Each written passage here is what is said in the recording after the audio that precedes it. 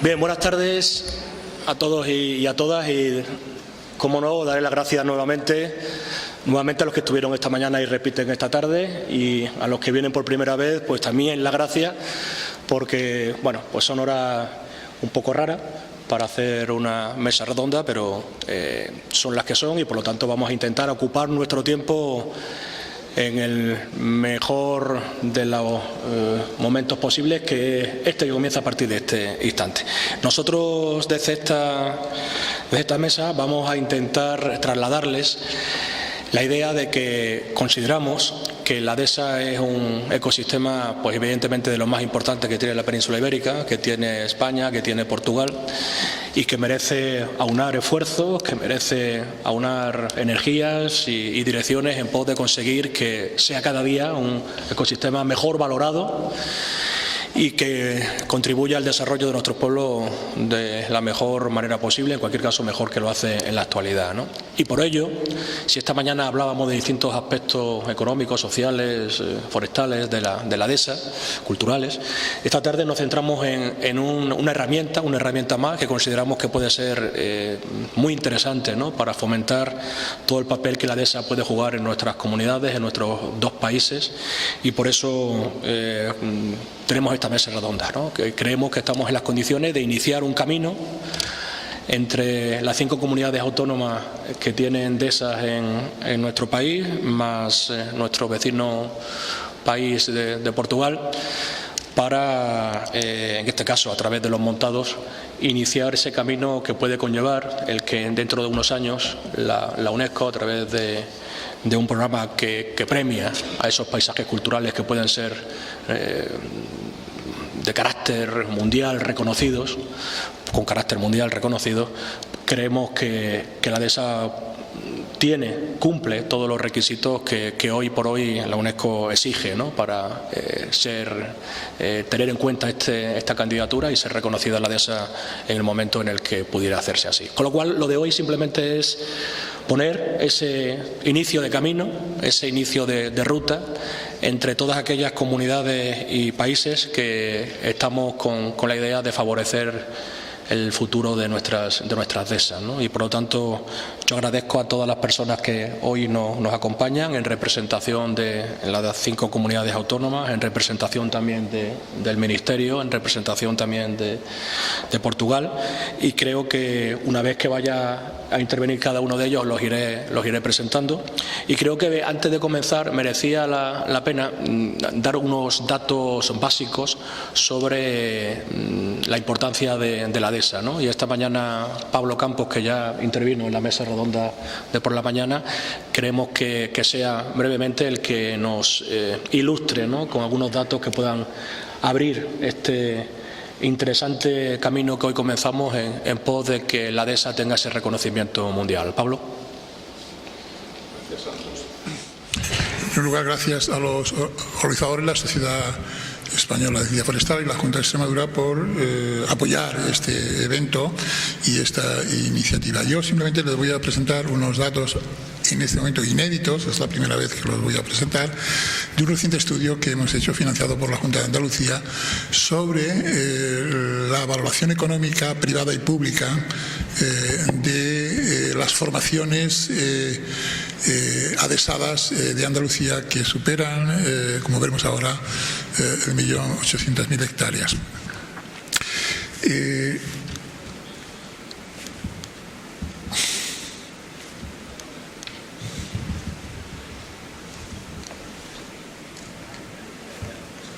No funciona.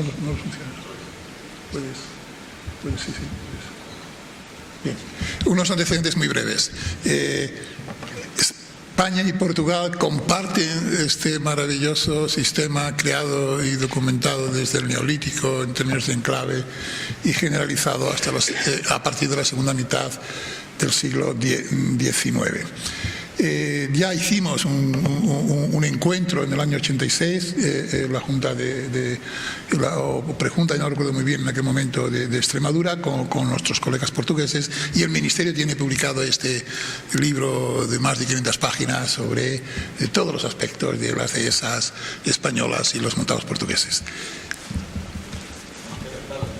Sí.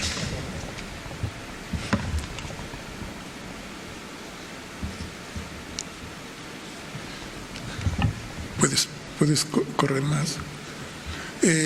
Más recientemente, en 2003, la Universidad de Évora, la Universidad de Extremadura, también convocaron un congreso internacional y ahí nos juntamos y debatimos todos los aspectos desde el punto de vista tanto técnico como económico de dehesas y montados. Más recientemente, en un proyecto europeo liderado por un colega portugués, también específicamente sobre el montado de Souro, también cooperamos y publicamos este libro en Island Press, donde una vez más colegas portugueses y españoles estamos tratando y discutiendo sobre estos sistemas.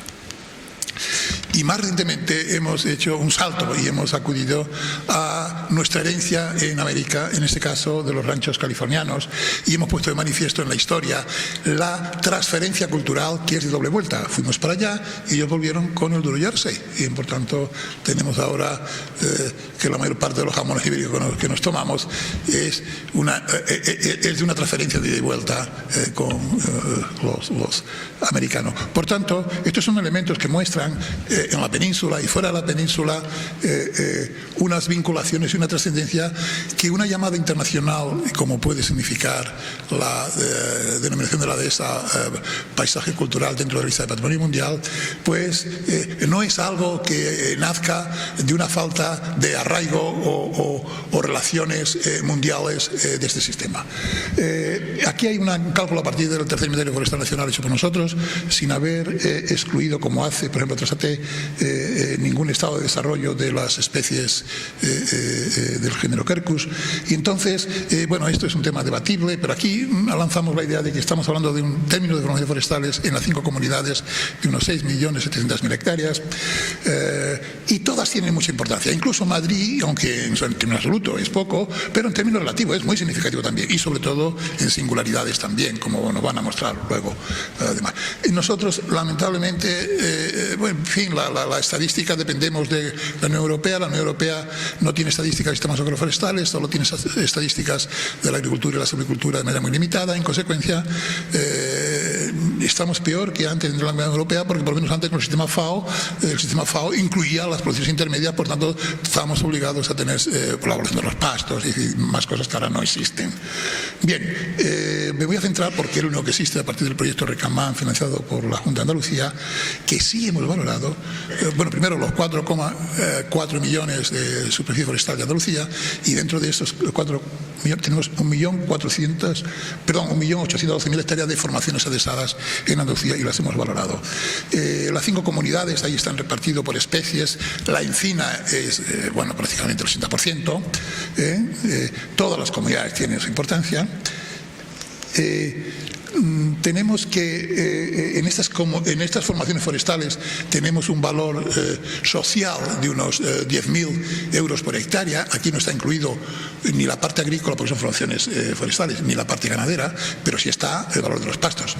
Y la mitad de ese valor es de mercado, del precio de lo que cobraría en el mercado si se vendieran en términos medios tras dehesas, lo que el mercado pagaría, por tanto, por la producción privada, y la otra mitad es pública. Por tanto, la dehesa es un bien cuasi público, cuasi privado. Unas actividades son exclusivas del propietario, otras actividades son del gobierno en representación de la comunidad que la desarrolla y genera un valor fundamentalmente ambiental, como en este caso, muy notable, prácticamente de 5 millones. Los privados fundamentalmente lo valoran porque disfrutan y son servicios de amenidades, la parte pública fundamentalmente de la producción de agua, pero luego está muy repartido entre servicios recreativos, carbono, conservación del paisaje como bien público, ¿no?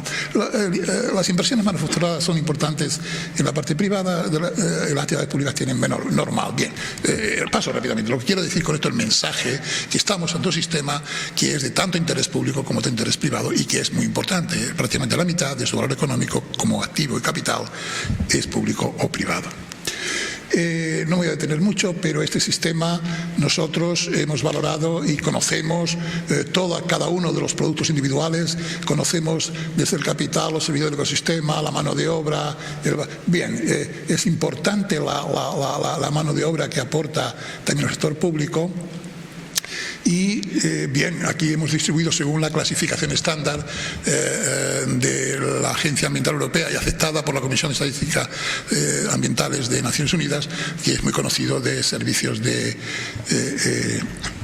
suministro, regulación y servicios culturales. La DESA fundamentalmente es un sistema de servicios culturales. Bueno, esto lo podemos conocer a partir del inventario forestal, gracias al inventario forestal. Es muy importante, se ha mencionado hoy, la disponibilidad de un inventario forestal que asocia vuelo a tierra y en consecuencia esto nos permite perfectamente entonces georreferenciar todas las producciones. Esto es muy meritorio que el inventario forestal cada vez cobre y se mejore más importancia porque es decisivo para la elaboración de la cuenta de los ecosistemas y para lo que viene. Luego esto es muy importante y afortunadamente esta parte nos ha sido muy positiva, fundamental. Aquí pongo que el ecosistema es un valor residual, es lo que valen los productos que consumimos menos los costes que incurrimos, y si queda un residual, eso sería la contribución de la tierra y por tanto el servicio del ecosistema al producto que consumimos, ¿no?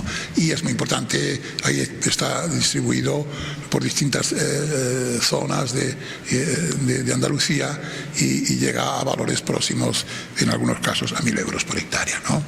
El valor añadido también lo podemos conocer, la renta total también la podemos conocer. Aquí he presentado la renta total, es que es el valor añadido más la pérdida o ganancia de patrimonio, y al final tenemos la renta total cuando aquí ha habido pérdida de patrimonio, aquí ha habido en algunas ocasiones ganancia de patrimonio.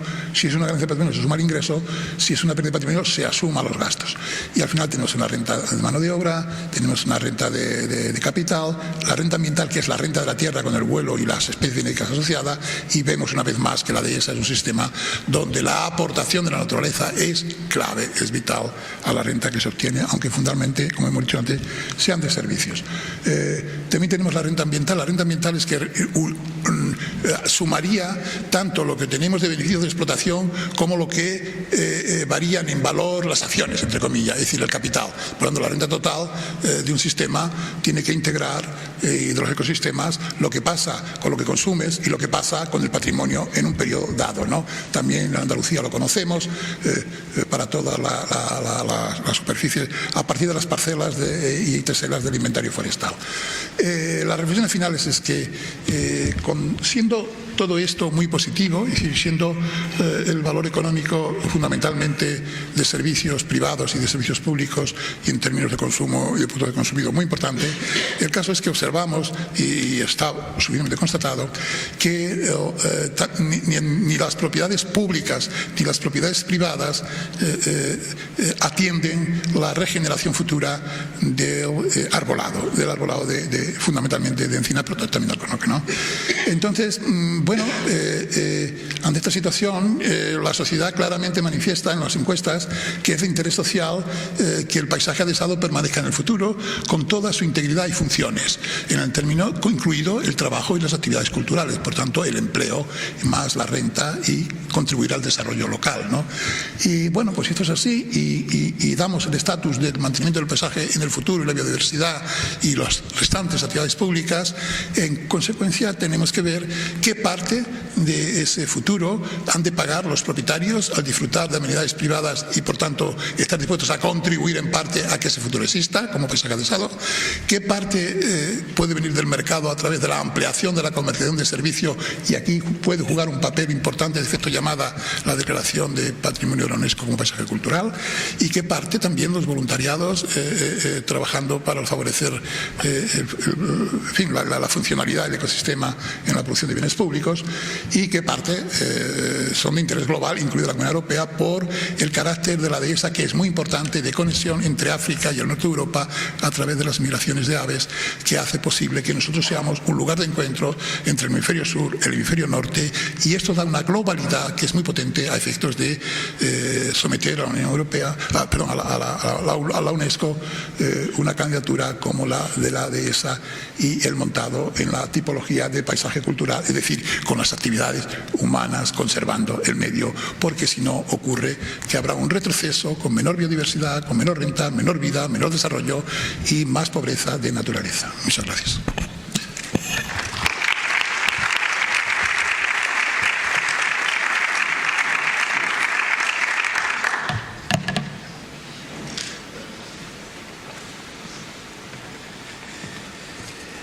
Bien, continuamos con las intervenciones. Y bebo agua porque ahora me toca a mí leer un texto un poco amplio, pero que hemos creído que es necesario para adentrarnos en este camino que queremos recorrer conjuntamente diversos espacios económicos, políticos, culturales de esta península ibérica, ¿no? Hoy representados en esta mesa. Yo, antes que dar comienzo a la lectura de este texto, sí me gustaría hoy tener un especial reconocimiento a toda aquella gente que también trabaja por nuestras dehesas, que son objeto, desgraciadamente, también de ese mal endémico al ámbito forestal de nuestro país o de la península ibérica o del mundo, que son los incendios, ¿no? Y aprovechando que hay un representante de Portugal y de la comunidad andaluza, me gustaría tener hoy un especial recuerdo a los trabajos que han realizado para sofocar ese desastre natural que es el incendio provocado tanto en Andalucía como en Portugal, y les pido un aplauso porque representan a los gobiernos que han luchado frente a esos incendios.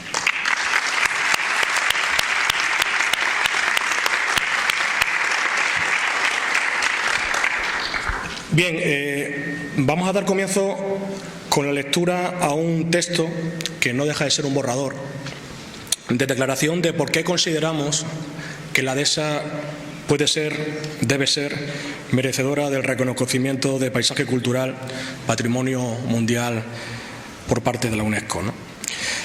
Las dehesas privadas y públicas, y de forma insoslayable las gestionadas por propietarios públicos, han de cumplir con los criterios de conservación que dan lugar al paisaje cultural de la dehesa, que ocupa un lugar excepcional en el mundo por haber sido continuamente trabajada por las personas desde el mismo inicio de la domesticación de animales y plantas. El Convenio Europeo del Paisaje, hecho en Florencia el 20 de octubre del año 2000, define en su artículo primero que por paisaje se entenderá cualquier parte del territorio tal como lo percibe la población, cuyo carácter sea el resultado de la acción y la interacción de los factores naturales y/o humanos. El Comité de Patrimonio Mundial de la UNESCO considera que un paisaje posee valor universal, excepcional, para merecer su declaración como paisaje cultural de la humanidad, siempre que cumpla uno o más de los siguientes requisitos. Uno de esos requisitos: representar una obra maestra del genio creador humano.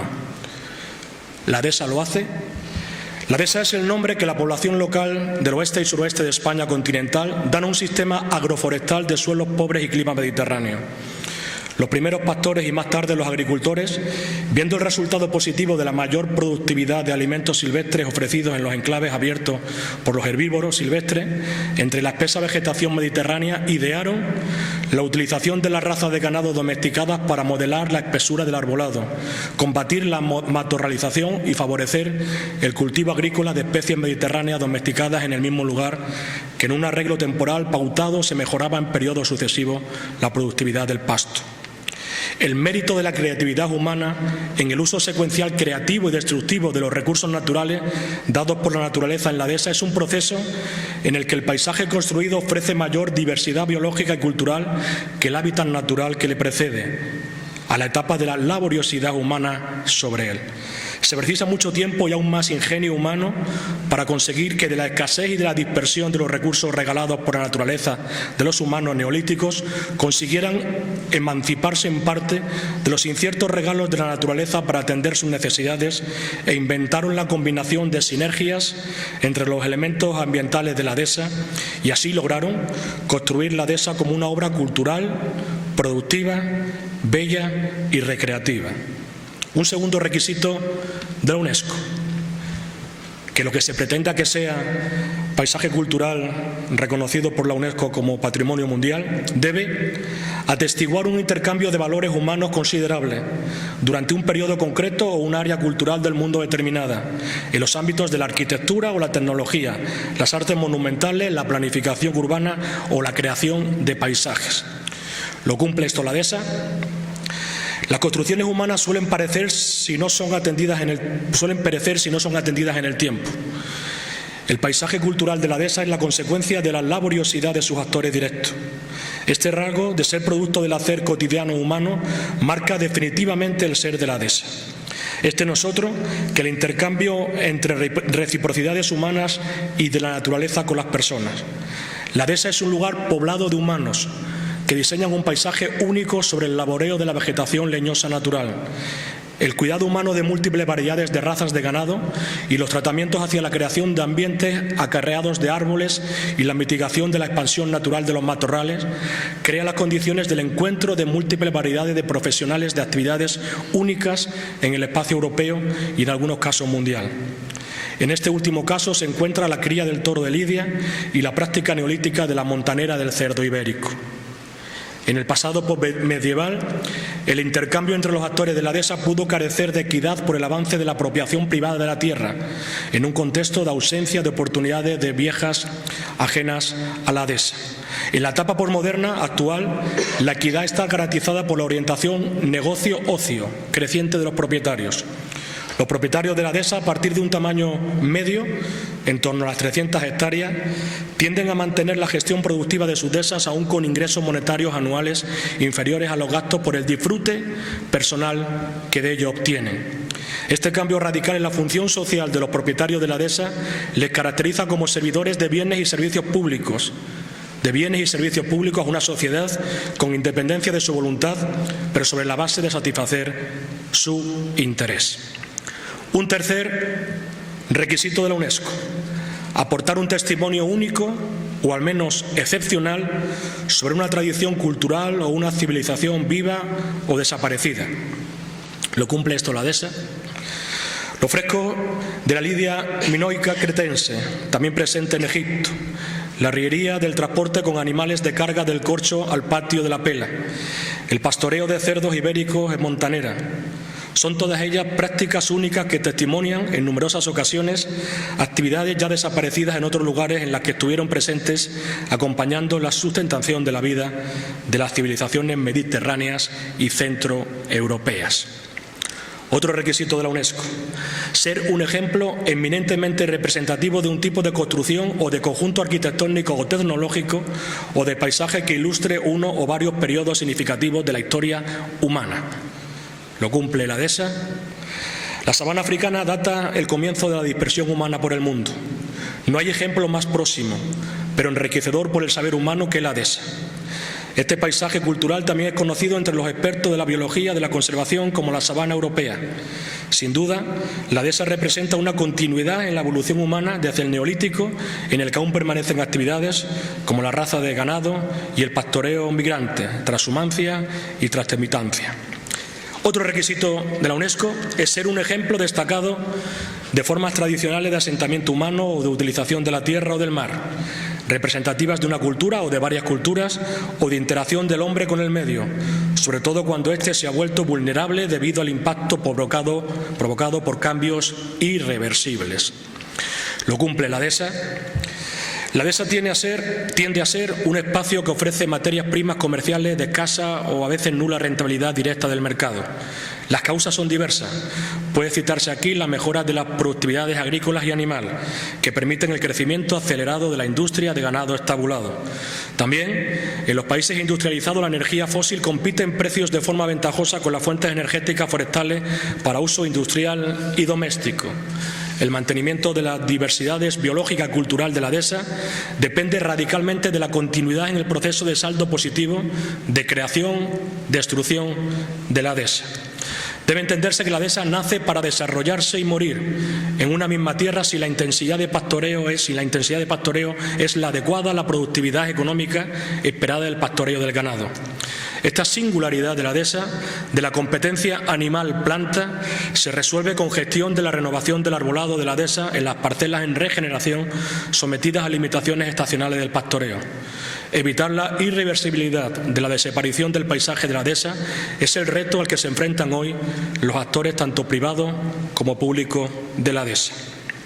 Otro requisito, vamos ya terminando, estar directa o materialmente asociado con acontecimientos o tradiciones vivas, ideas, creencias u obras artísticas y literarias que tengan una importancia universal excepcional. ¿Lo cumple la dehesa?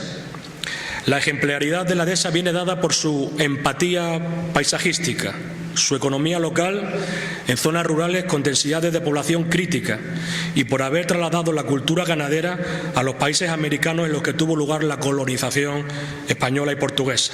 Un ejemplo anecdótico de esta influencia se tiene en los ganaderos de la isla de Grande, Hawái, que se les denomina españoles, por haberse introducido la ganadería desde la Alta California a comienzos del siglo XIX. Otro requisito: representar fenómenos naturales o áreas de belleza natural e importancia estética excepcionales. Lo cumple la dehesa. La cultura de la dehesa es mestiza de la fusión entre las civilizaciones del Mediterráneo, siendo la presencia de los árabes en su exención cultural en los vencedores cristianos lo que a partir del siglo XV del siglo pasado dio lugar al crisol de leyendas, hábitos, fiestas, tradiciones culinarias y prácticas religiosas bastardas conciliadas. No sería raro observar que un vaquero de la Masái se sintiera en la dehesa como un lugar que lo percibe en clave de una variante de sus paisajes africanos. Pero tampoco sería extraño que un miembro de una corriente artística postmoderna asintiera que una formación geológica y o vegetal o una manifestación cultural en la dehesa representa un alto valor en el imaginario de su vanguardia artística.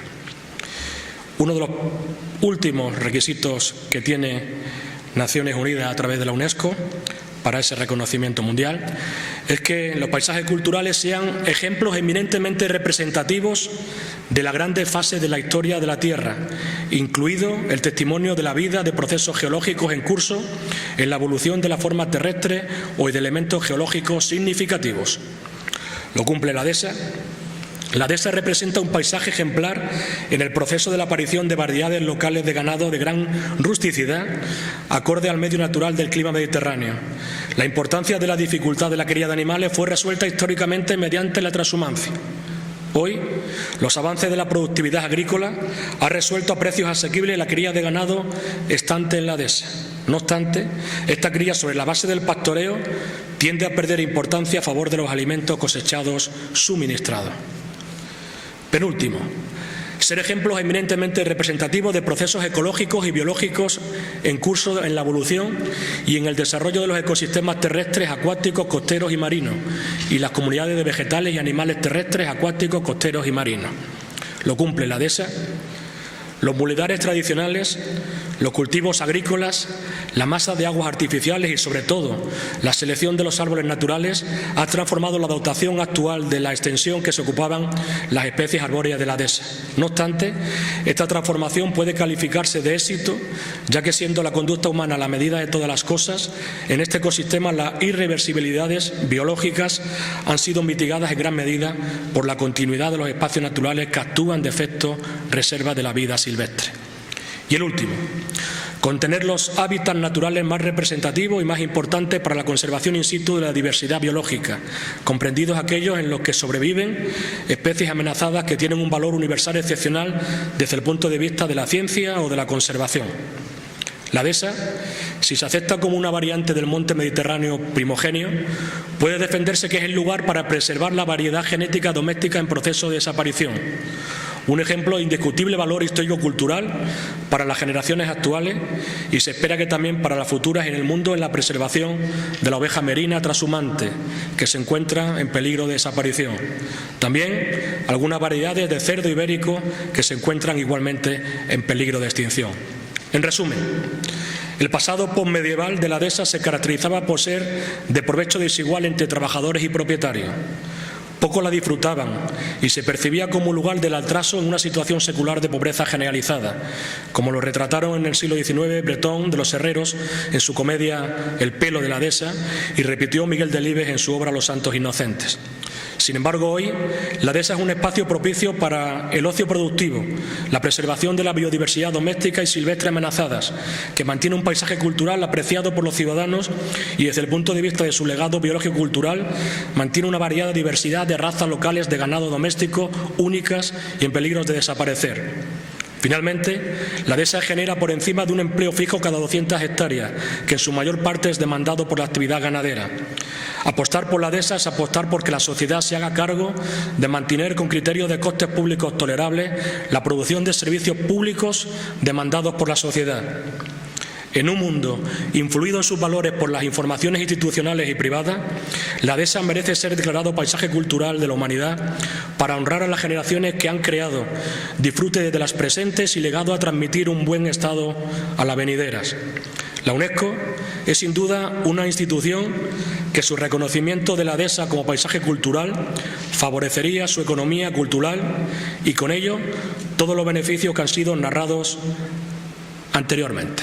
Plasencia, 27 de junio del 2017. Gracias.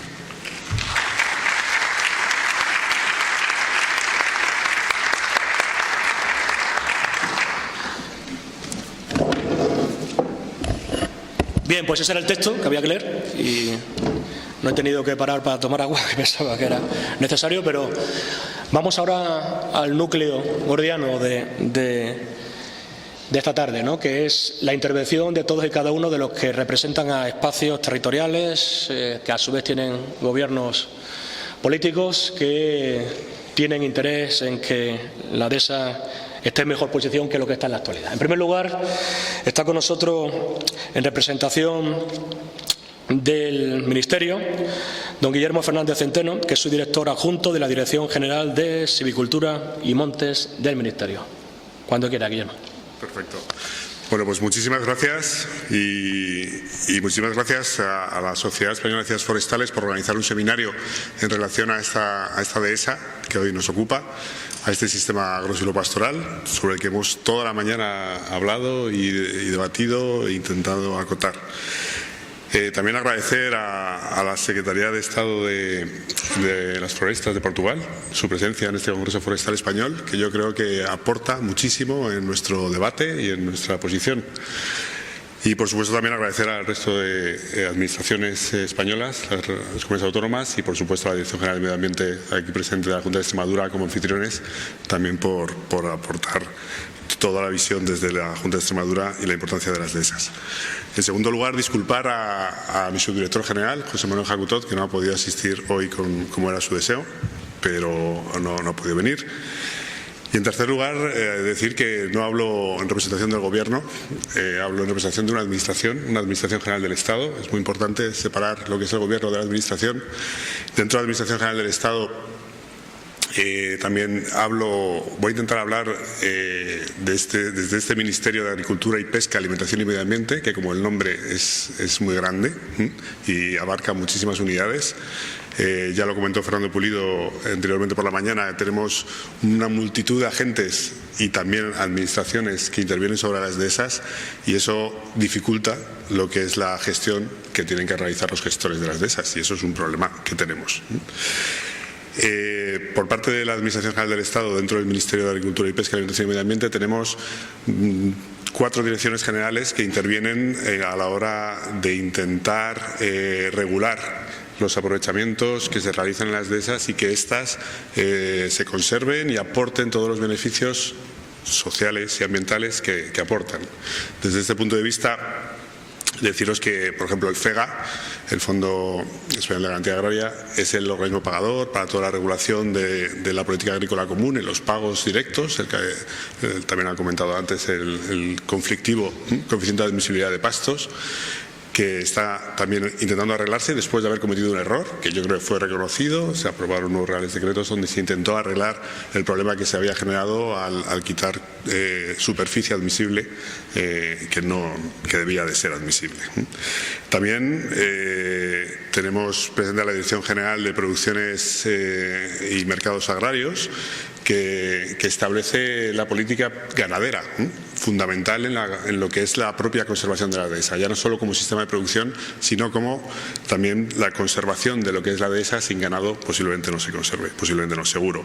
También teniendo en cuenta las interacciones con la fauna silvestre, que también es importante y que es necesaria también en algunos casos para mantener estos dehesas si no existe ganado.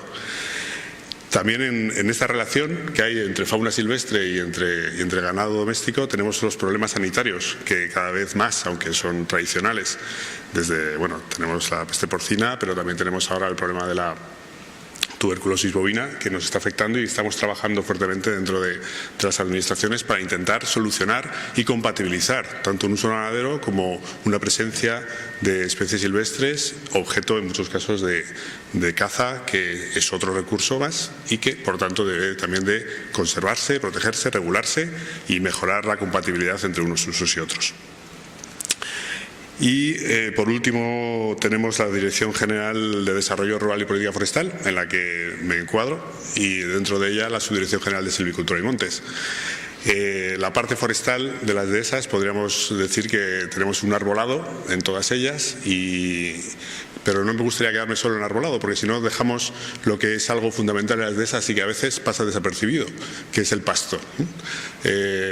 Bueno, soy ingeniero de montes y estudié la especialidad de silvopascicultura, con lo cual considero fundamental reconocer tanto la labor de los árboles y de los pastos, que también además forman parte de la política de la red natura, aunque nadie lo conozca.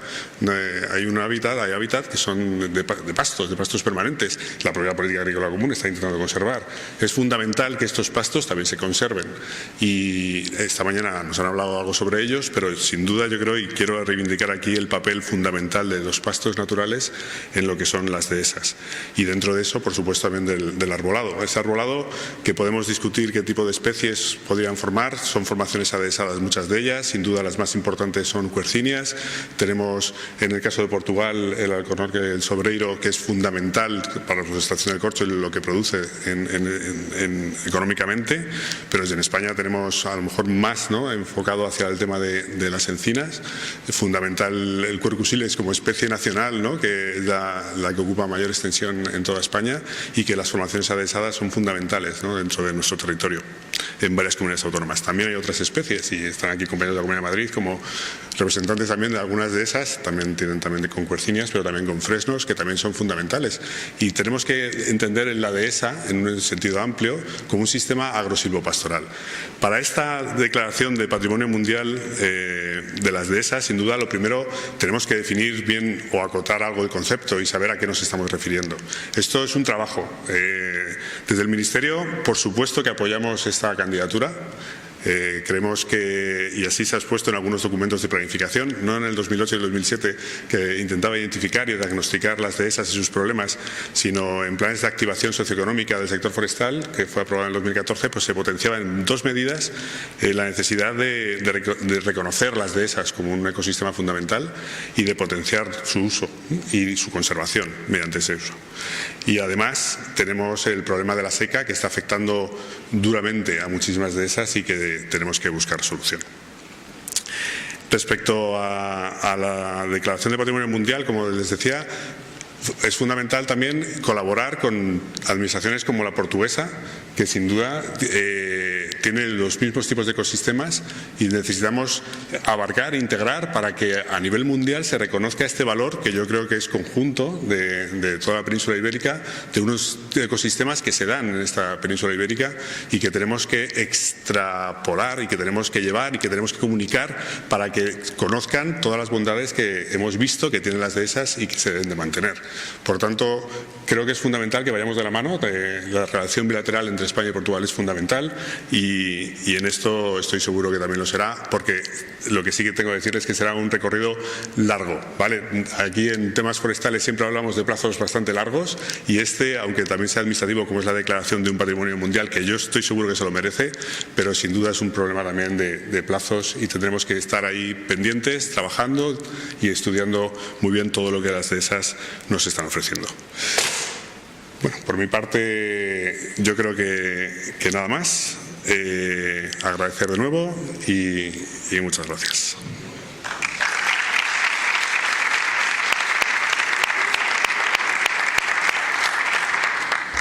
Muchas gracias, Guillermo. Sí, ha llegado. Corpórate. Pablo, ¿te importa ceder el sitio?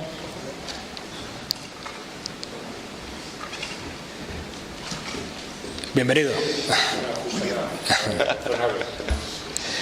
Bien, seguimos una vez vista la postura del Ministerio.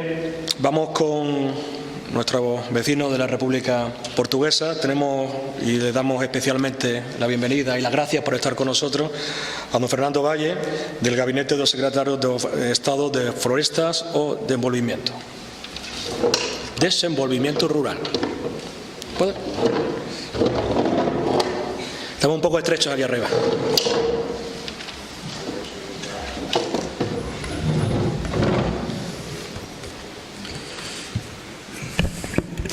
Muchas gracias por la invitación. En primer agradecer a la Sociedad Española de Ciencias Forestales por esta iniciativa, estimado doctor Pablo Campos, estimados compañeros de la Administración Forestal Española, del Ministerio y de las comunidades autónomas. Yo quiero pedir disculpa por mi castellano, mas me voy a intentar entender. Antes de empezar, en nombre del Gobierno de Portugal, gustaría de agradecer profundamente a la España todo el apoyo y solidaridad prestados a nuestro país.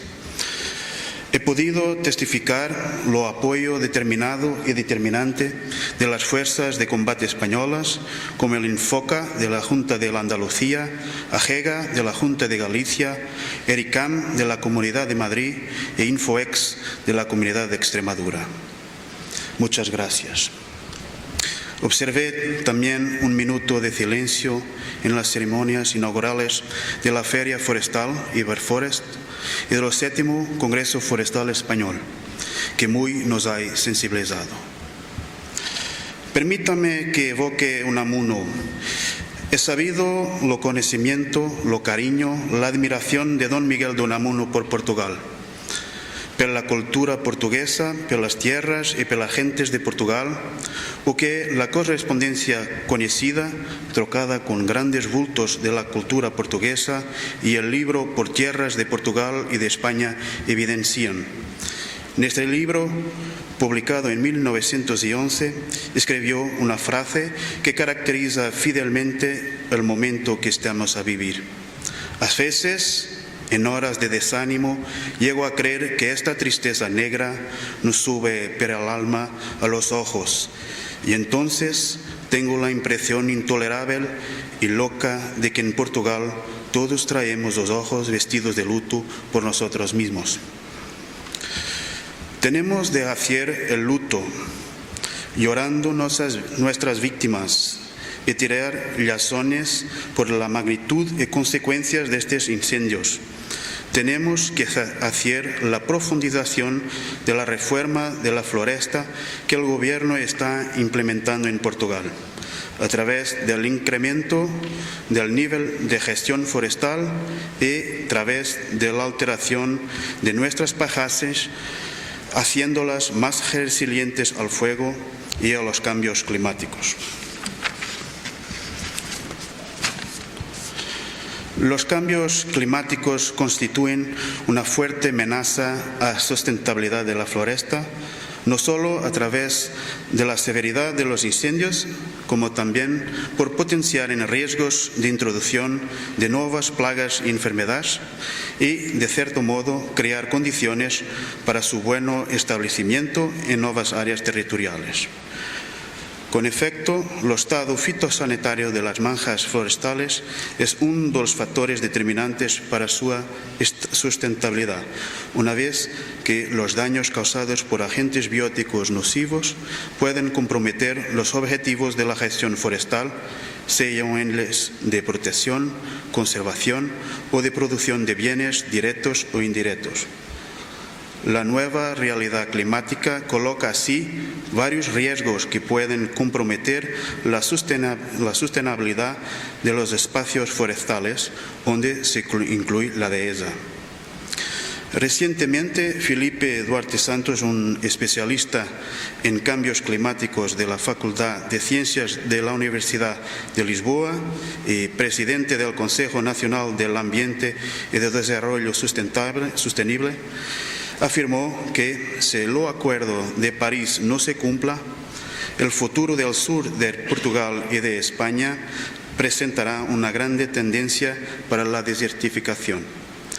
Si en Portugal se verifica un aumento de temperatura media global superior a 2 grados Celsius hasta el fin del siglo, el ecosistema de la dehesa del sur difícilmente resistirá, destacando la disminución de la precipitación acompañada de un cambio de su régimen.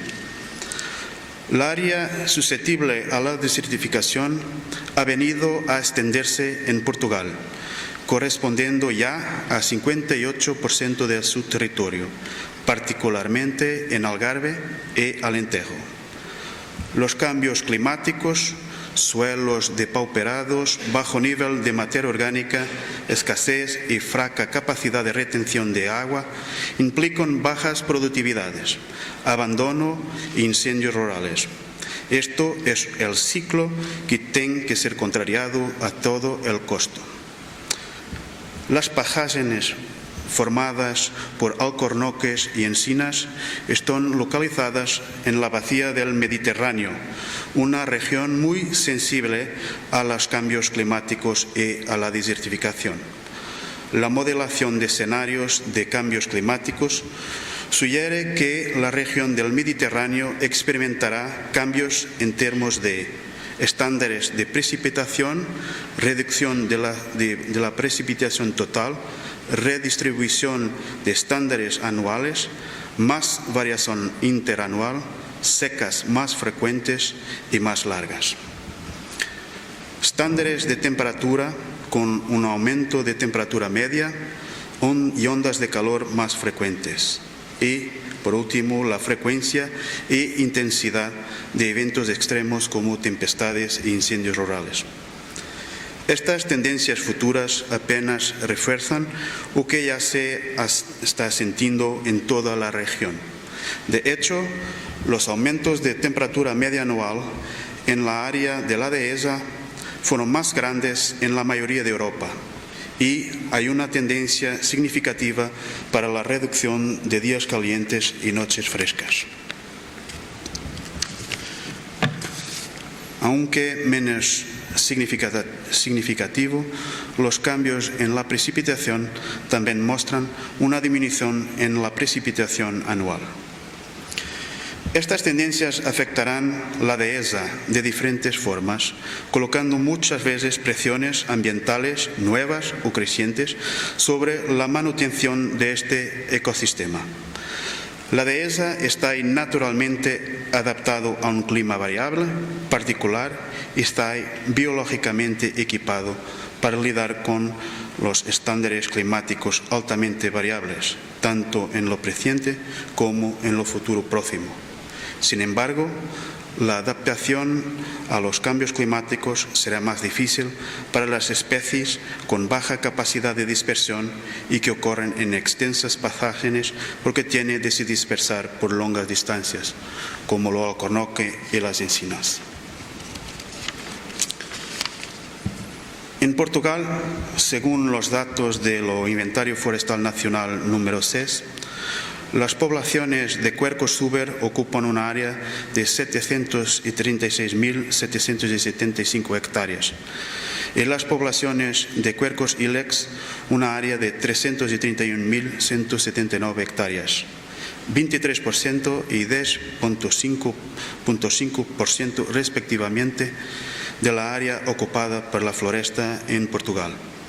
O sea, potencialmente, la dehesa representa cerca de un tercio de la floresta portuguesa. A pesar de estas cifras aparentemente animadoras, todos los estudios apuntan para una situación de declinio de las dehesas existentes, donde la densidad de los mismos tiende a reducirse de forma considerable, o que tiene profundos impactos sobre los valores ecosistémicos prestados, sobre la disponibilidad de materia prima y, sobre todo, sobre la rentabilidad para el productor forestal. Esta situación, que se verifica en los restantes países, constituye una de las preocupaciones de la industria corchera. Como tal, la industria está testando la instalación de poblaciones de alcornoque con rega, de instalación mejorada aún hasta los 10 años de edad, con lo cual se pretende un aumento de la tasa de éxito y vitalidad de las poblaciones, un aumento de la producción nacional de corcho, la mejora del rendimiento de los productores forestales y la sostenibilidad a plazo de la fila industrial del corcho. La política forestal portuguesa no puede dejar de considerar como uno de sus principales propósitos la manutención y valorización de este tipo tan particular de foresta. Para tal, concurre también de forma decisiva su indubitable valor ecológico conferido por la función protectora del cubierto arbóreo y por la elevada biodiversidad que sostenían. En la base de estos valores está su relevantísima importancia económica. La tasa de crecimiento anual media de las exportaciones portuguesas del corcho es cerca de 4%. 2016 fue el año récord de las exportaciones de corcho.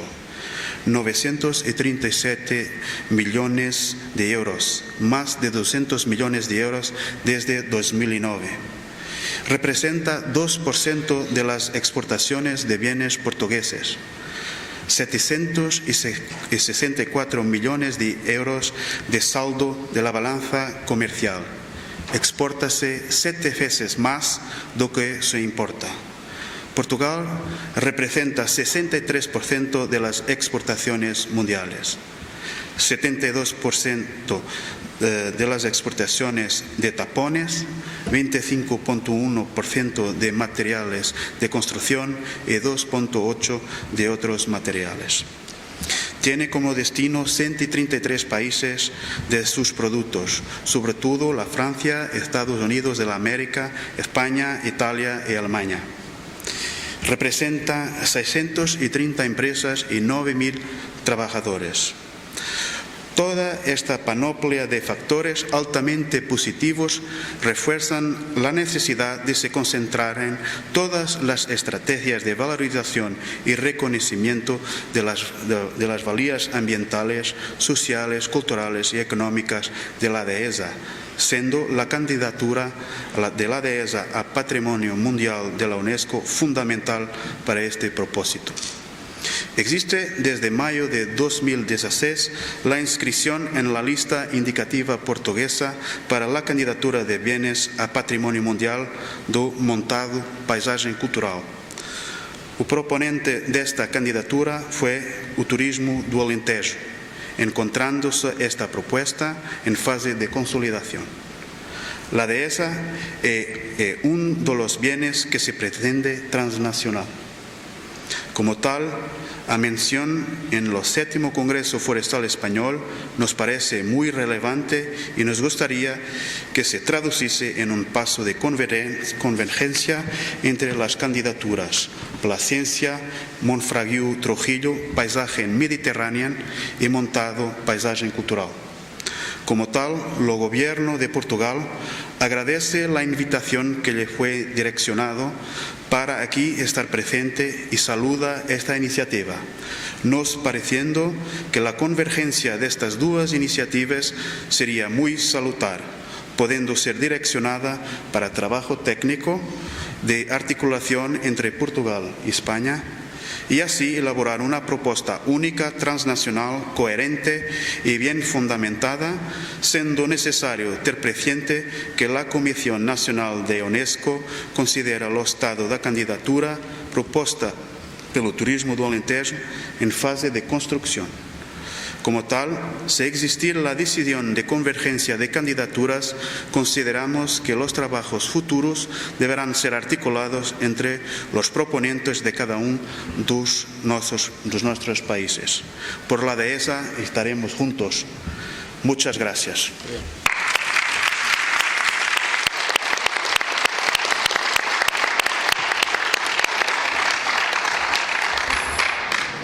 Muchas gracias, Fernando. A continuación tiene la palabra, en representación de la Comunidad Autónoma de Madrid, don Pablo San Juan Benito, que es codirector del Parque Nacional de Sierra de Guadarrama.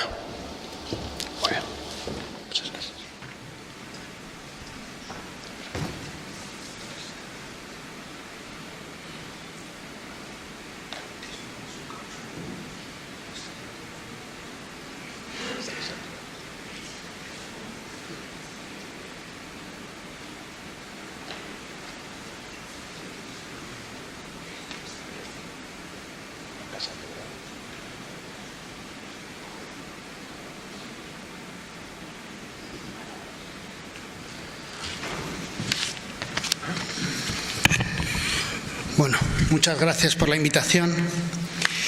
Me piden que describa aquí la posición de la Comunidad de Madrid con respecto a la declaración de la dehesa como Patrimonio de la Humanidad. Y yo, bueno, pues con los datos que se han dado en las anteriores charlas, verdaderamente la Comunidad de Madrid es la que territorialmente tiene menos superficie de dehesas. Yo traía aquí un dato. La Comunidad de Madrid tiene 802.000 hectáreas de territorio, una comunidad uniprovincial con 800.000 hectáreas. Pero quizás en nuestras mentes, en las mentes de todos, al tener una gran urbe como Madrid, pensamos que es un territorio eminentemente urbano. Y lejos de eso, la superficie forestal en la Comunidad de Madrid ocupa más del 50% de la superficie, son 450.000 hectáreas, aproximadamente una proporción semejante a la de la totalidad del territorio nacional. Bueno, pues de esas 450.000 hectáreas, 123.000 hectáreas son dehesas.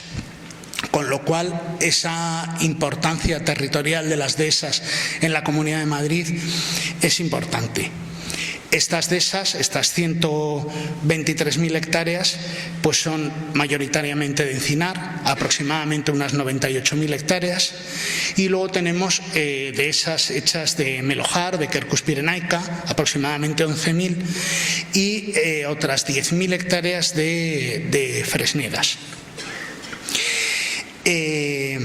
Verdaderamente, si lo vamos a declarar como patrimonio de la humanidad, como paisaje cultural, es ante una perspectiva y es ante una posible amenaza de este paisaje. Verdaderamente, una sobreexplotación de la dehesa puede llevar a su desaparición.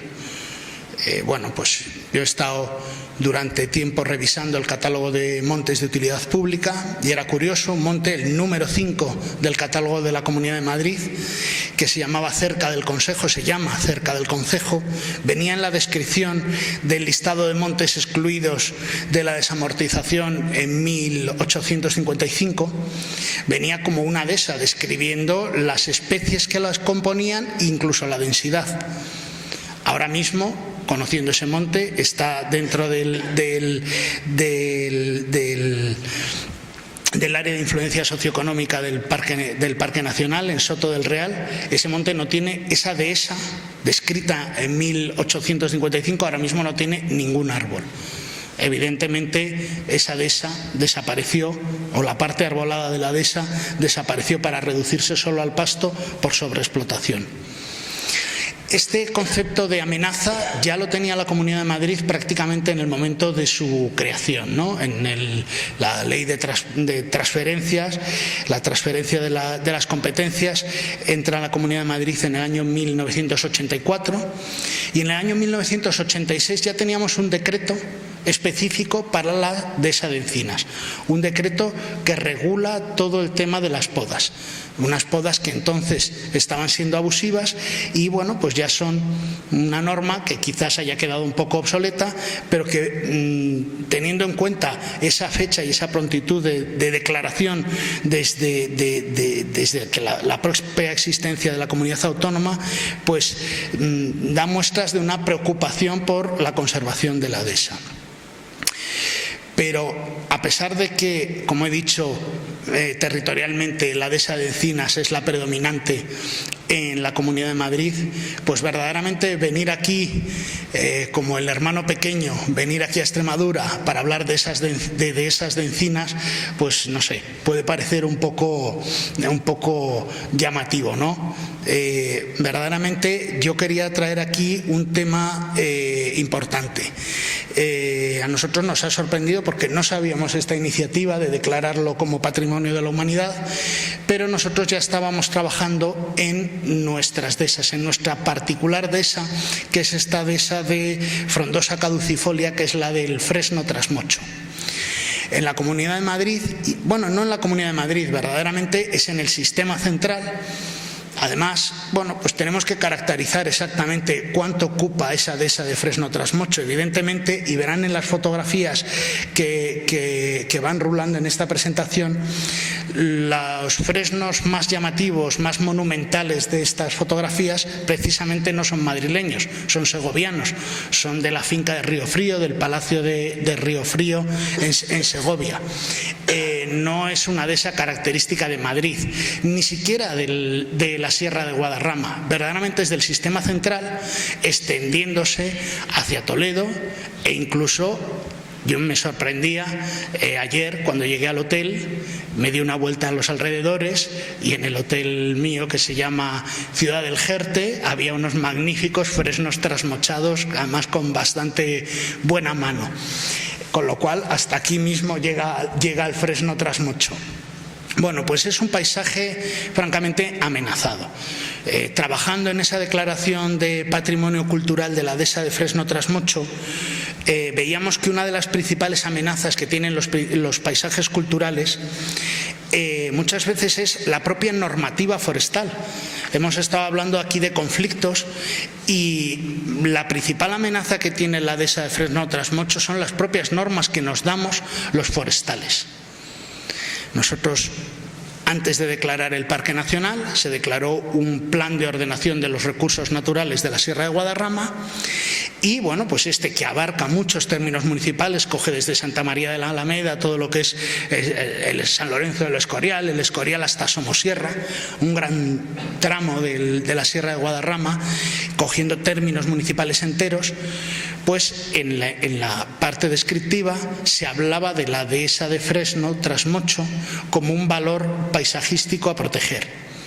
Y en la parte dispositiva directamente te dice que no se deberá trasmochar ningún fresno que no haya sido trasmochado previamente.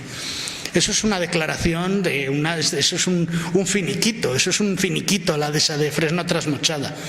Y es en esas medidas de protección del paisaje cuando te dicen que puede ser tu propia normativa la que amenace el paisaje.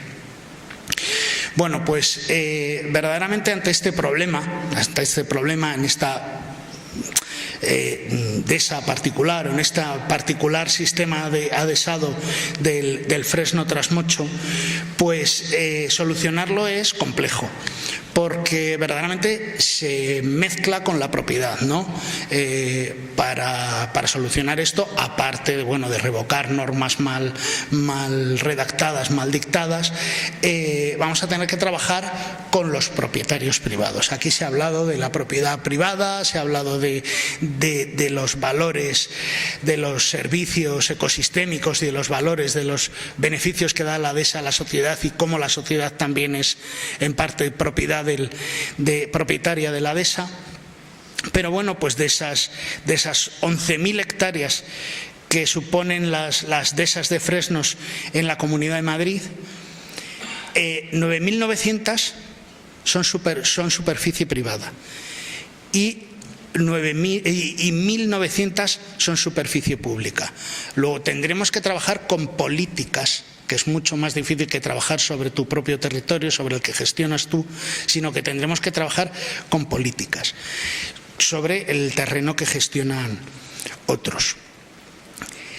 Para todo esto, ¿qué es lo que queremos hacer? Pues para eso me he traído este magnífico A3 que hemos preparado, y es el presentar un seminario de la dehesa de Fresno Trasmocho que haremos en septiembre, bueno, pues con la gentileza de la Escuela Forestal y del Medio Natural de Madrid, pues haremos este seminario, y en él lo que queremos es ir repasando todos los aspectos que supone la dehesa. 2 minutos. Vamos a hacer 2 minutos. uno. Con uno me es suficiente. Trataremos la ecología de la dehesa, trataremos la selvicultura de la dehesa, trataremos los usos de la dehesa y trataremos la dehesa como unidad administrativa. Esto lo que pensamos hacer es pues un estudio participativo. Ya tenemos un equipo de personas que lo que está intentando es contactar con todos los actores posibles: ganaderos, propietarios, leñeros, ayuntamientos, bueno, pues con todos los científicos, el mundo científico, con todos los actores posibles, ir entrevistándolos, viendo un poco su parecer, hacer un documento previo al seminario, y el seminario pues nada más durará un día, tendrá unas ponencias, unas mesas de trabajo, pero bueno, yo quería aprovechar este Congreso Forestal Nacional pues para invitarles a todos, y ya irán recibiendo noticias sobre este seminario, y por supuesto en esta posición de la Comunidad de Madrid que en el fondo venía yo a traer aquí, es la de nuestro completo apoyo a la declaración de la dehesa como patrimonio de la humanidad, y nuestra invitación a que incluyan las dehesas de Fresno Trasmochos, que bueno, pues tienen su corazoncito. Muchas gracias. Muchas gracias.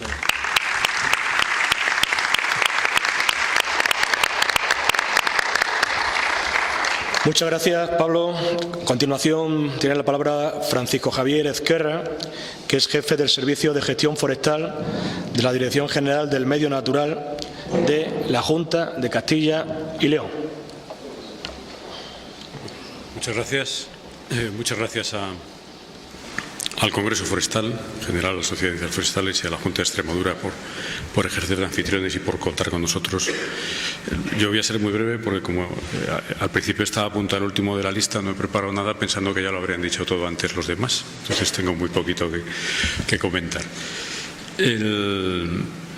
Sí que, como un poco nos estamos repitiendo, y es lógico, pues yo creo que la idea en general a todos nos va a parecer bien, a lo mejor a alguien no, pero yo creo que todo lo que se vea desde el punto de vista de apoyar, de meter una nueva perspectiva en ayudar a conservar nuestras dehesas, pues todos los que las queremos o las vivimos de alguna forma, pues lo vamos a ver positivamente, ¿no? Entonces, voy a intentar salir un poco de ahí para poner un poco de chinas, para que no pensemos que va a ser un camino nada fácil, sobre todo. Lo primero, bueno, se está planteando una declaración de paisaje cultural. Yo vengo de la Dirección de Medio Natural, como supongo que todos los que estamos aquí venimos del área forestal o medioambiental de nuestras respectivas administraciones, cuando realmente las declaraciones de paisaje cultural de la UNESCO suelen depender de las áreas de cultura. Quiero decir que obviamente lo que yo vaya a decir puede representar más o menos lo que diga mi dirección y el apoyo que vaya a mostrar, pero no lo que vaya a decir la Consejería de Cultura de Castilla y León, que será quien al final va a tener que tramitar el expediente, ¿no?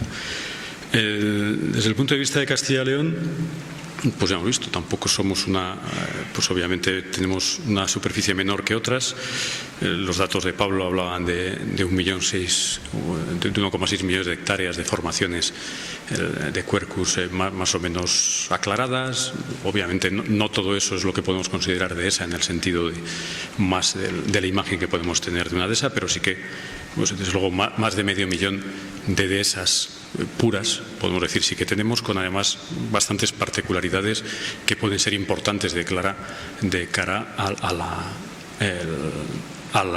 a aportar elementos a la propuesta, ¿no? Por ejemplo, pues de esas no solo de encinas, como las de fresnos que ha comentado Pablo, muchas de esas de rebollo, de esas de quejigos, de esas de otras formaciones, hasta de arces, todo tipo de cuestiones, de esas con una proporción muy elevada de árboles sobre maduros, cosa que no es tan habitual como puede parecer. De hecho, la proporción de árboles sobre maduros, según los datos, esto me lo acaba de chivar Pablo hace un momento, ¿no? Yo tenía un poco la idea, pero no lo tenía tan claro. La proporción de árboles sobre maduros en las dehesas salmantinas, por ejemplo, pues es bastante mayor que la media de las dehesas extremeñas o andaluzas, y eso confiere un especial valor luego pues en insectos saprosílicos, en cerambícidos, en una serie de fauna asociada y en una biodiversidad que a lo mejor no se da en otros sitios. Dentro de Castilla y León, el área más pura de dehesa sería, como sabéis, pues Salamanca, un poco el sur de Zamora, el oeste de Ávila, pero hay representaciones en otras provincias.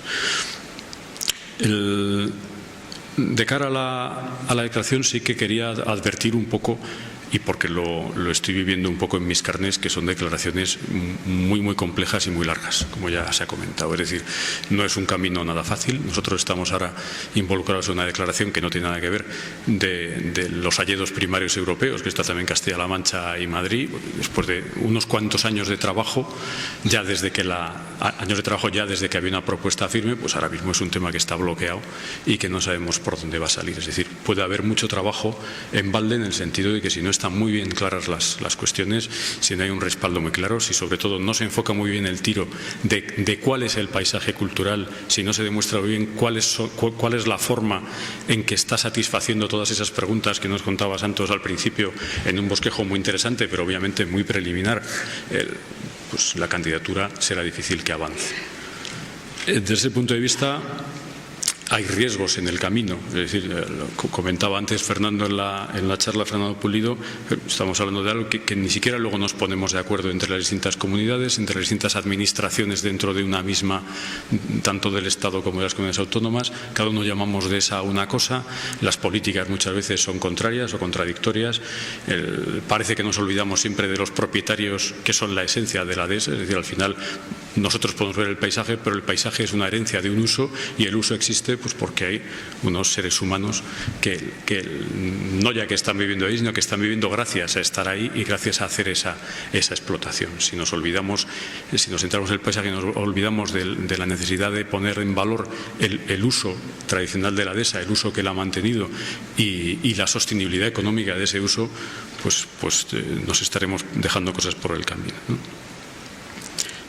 Y viéndolo en positivo, creo que puede valer también para ayudar a centrar algunos de los problemas que se han comentado también por la mañana, ¿no?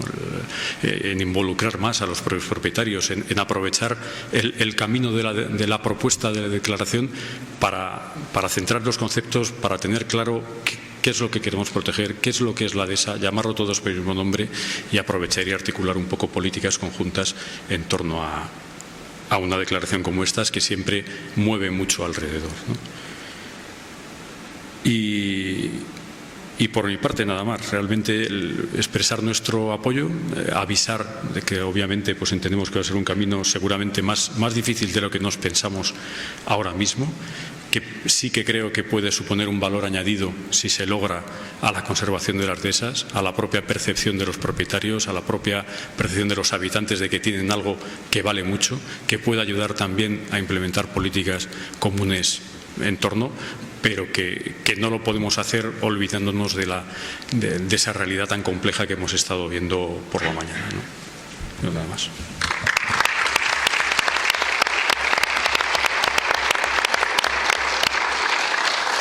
Gracias, Francisco. Vamos ahora con el representante de Castilla-La Mancha, don Rafael Cubero Rivera, que es director general de Política Forestal y Espacios Naturales de la Comunidad de Castilla-La Mancha. Rafael, ¿tiene presentación? Sí. Vale. Buenas tardes. En primer lugar, pedir disculpas por el retraso, por mi incorporación tardía. En fin, no es que vengamos de muy lejos de Toledo, pero bueno, en circunstancias laborales que seguro que entienden. Y además, muchas gracias por guardarme el sitio. Creo que, en fin, lo tenía reservado. Les he preparado una presentación, es muy corta, espero no pasarme del tiempo que tenemos establecido, estoy convencido de ello, voy a intentar ir rápido. Voy a intentar esbozar, dar un brochazo sobre la situación de estas formaciones adhesadas en Castilla-La Mancha.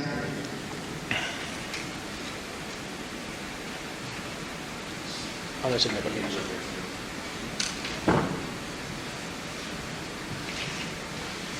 Bueno, en Castilla-La Mancha hemos trabajado últimamente bastante en la definición de estas formaciones, de estos ecosistemas, entre otras cosas porque estamos muy interesados en la inclusión de las dehesas en los sistemas agrarios de alto valor natural, que, como saben, son una prioridad para el desarrollo rural de la Unión Europea, que se articulan a través del Plan de Desarrollo Rural. Lo tengo yo, ¿eh? Si lo ponéis. Espérate, vamos a ponerlo.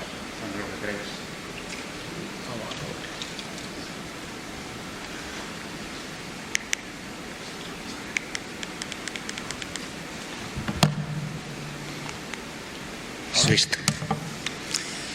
Venga, seguimos. Bueno, como os comentaba, hemos trabajado bastante en la definición de estos ecosistemas, los tenemos, con lo cual los datos que puedo proporcionar son bastante fehacientes, bastante frescos. Y bueno, pues precisamente por esto, porque estamos interesados en la conservación de estos hábitats, por su implicación en la conservación fundamentalmente de los recursos naturales y porque forma parte de nuestra responsabilidad como administración. Estas formaciones adhesadas, estos bosques aclarados, fundamentalmente de cuercíneas y de otras especies, como los fresnos que comentaba nuestro compañero de Madrid, se distribuyen en Castilla-La Mancha básicamente en la zona occidental de las provincias de Toledo y Ciudad Real.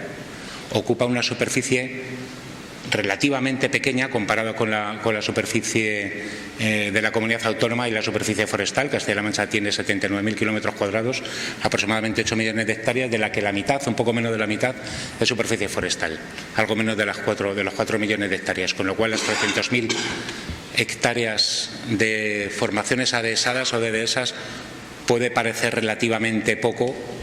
Es una cantidad, en cualquier caso, es una cantidad significativa, ¿no?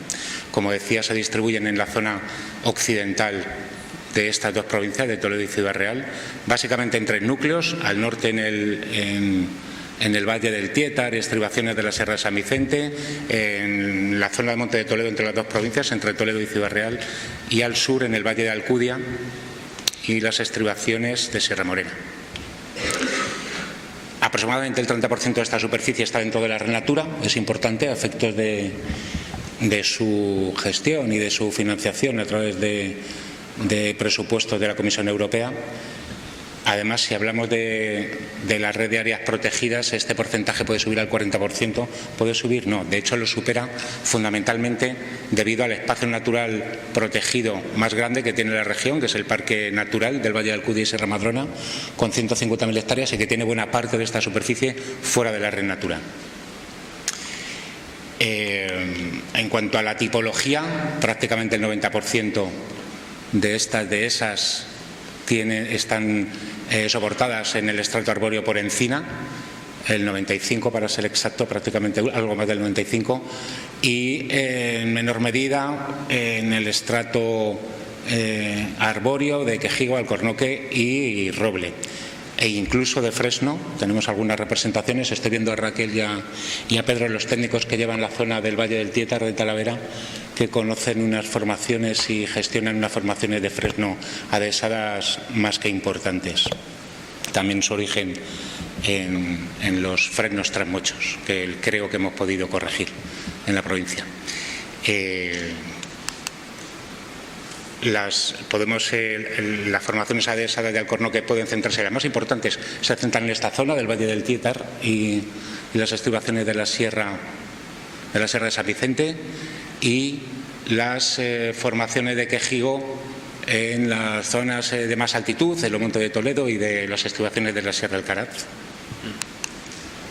En cuanto al régimen de protección que tienen estas formaciones adhesadas en Castilla-La Mancha, además de hábitat de interés comunitario de acuerdo con la Directiva 9243, son bosques perennifolios de Quercus SP, además del régimen general que establece la Ley de Montes. En Castilla-La Mancha, la Ley de Montes y Gestión Forestal Sostenible, en cuanto a la eliminación y control en cuanto a afecciones a la cubierta vegetal, sí tenemos una normativa específica que protege adicionalmente a estas especies que sustentan el estrato arbóreo, fundamentalmente cuercíneas y algunas otras especies arbóreas en el reglamento de la Ley de Suelos y Conservación de las Cubiertas Vegetales Naturales. Esta ley derogada, no así el reglamento que sigue en vigor, y derogada precisamente por la Ley 999 de Conservación de la Naturaleza, que establece estas formaciones como hábitat de protección especial en uno de sus anexos, en concreto hábitat seminatural de protección especial.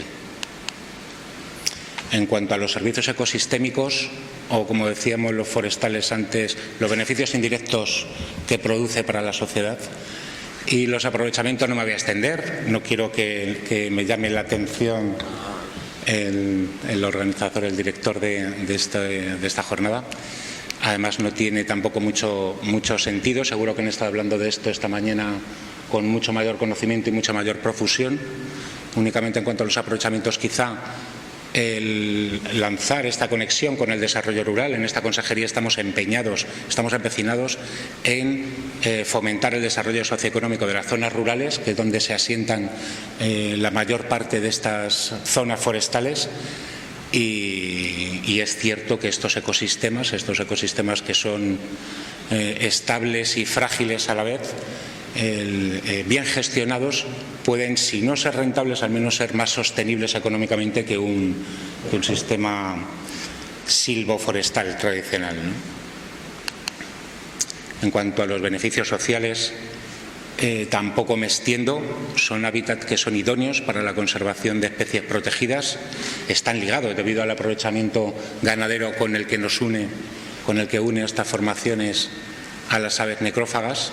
En este caso al buitre negro, porque son los que soportan o los que habitan o los que imperan en el tercio occidental de la comunidad autónoma de la región. Son hábitat idóneo además para otras especies. El águila imperial ibérica, por ejemplo, tenemos en Castilla-La Mancha aproximadamente la mitad de la población nacional y por tanto mundial de águila imperial ibérica. Y estas especies están íntimamente ligadas con estas formaciones adhesadas. Es cierto que tenemos un problema ahora mismo en cuanto a la disminución de las especies presa del conejo, fundamentalmente, que está haciendo que la expansión se produzca hacia el este de la región. Aún así, siguen ligados estos hábitats a estas especies. Está ligado a otras especies, como la cigüeña negra, que utiliza precisamente estos espacios como zona de alimentación. Y está ligado a la transhumancia. Estamos también muy interesados en la red de vías pecuarias en esta región. Geográficamente soportamos una red de vías pecuarias más que significativa, más de 12.000 kilómetros, lo que significan muchas hectáreas, casi tantas como superficie de dehesa, y está ligado, obviamente, al aprovechamiento ganadero y, por qué no, a la dehesa.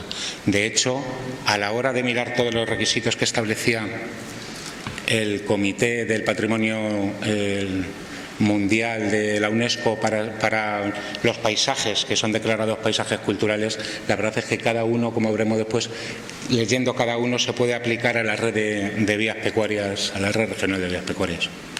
En fin, lo dejo ahí por si alguien tiene intención de ponerse algún día en este menester. Tiene otros beneficios sociales.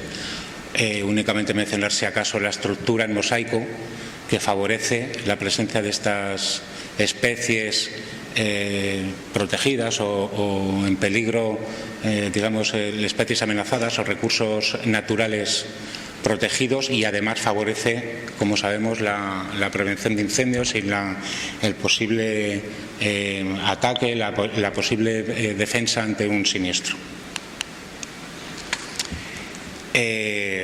Bueno, en cuanto a la gestión, pues tampoco me extiendo. La problemática que tienen las dehesas de Oropesa, por ejemplo, son las mismas que tienen las de Campo Arañuelo, obviamente, ¿no?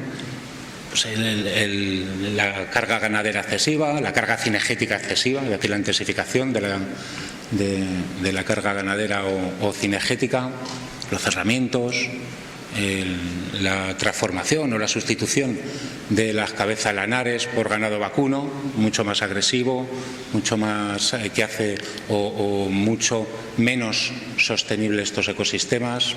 En fin, básicamente lo mismo. El envejecimiento de los pies del estrato arbóreo, las podas abusivas, la seca, creo que no merece la pena seguir, porque seguro que esta mañana han hablado de ello mucho más profusamente, como he dicho antes. Y en cuanto a los sistemas agrarios de alto valor natural, nos interesa tanto como esta declaración. Con esto acabo, la declaración de paisaje cultural del Patrimonio Mundial de la UNESCO. Obviamente lo apoyamos, nos parece interesante.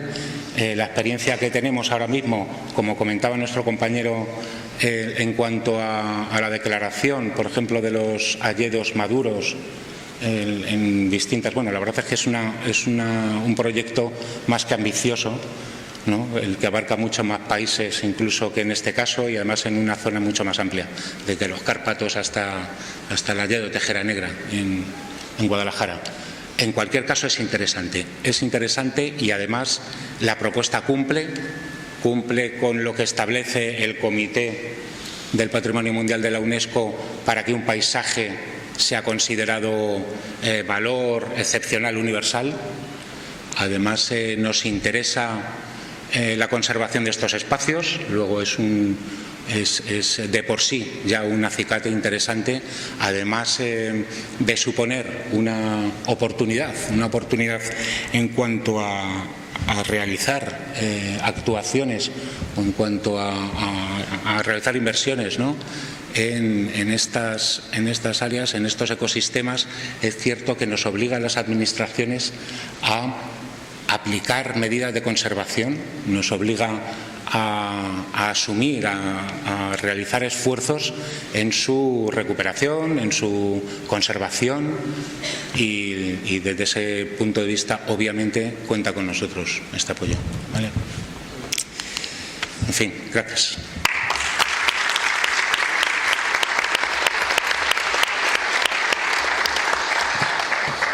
Muchas gracias, Rafael. Vamos ahora con la posición de la Junta de Andalucía y en representación de la Junta de Andalucía tenemos a don Rafael Peral, que es secretario general de Agricultura y Alimentación de la Junta de Andalucía. Rafael, cuando puedas. Muchas gracias.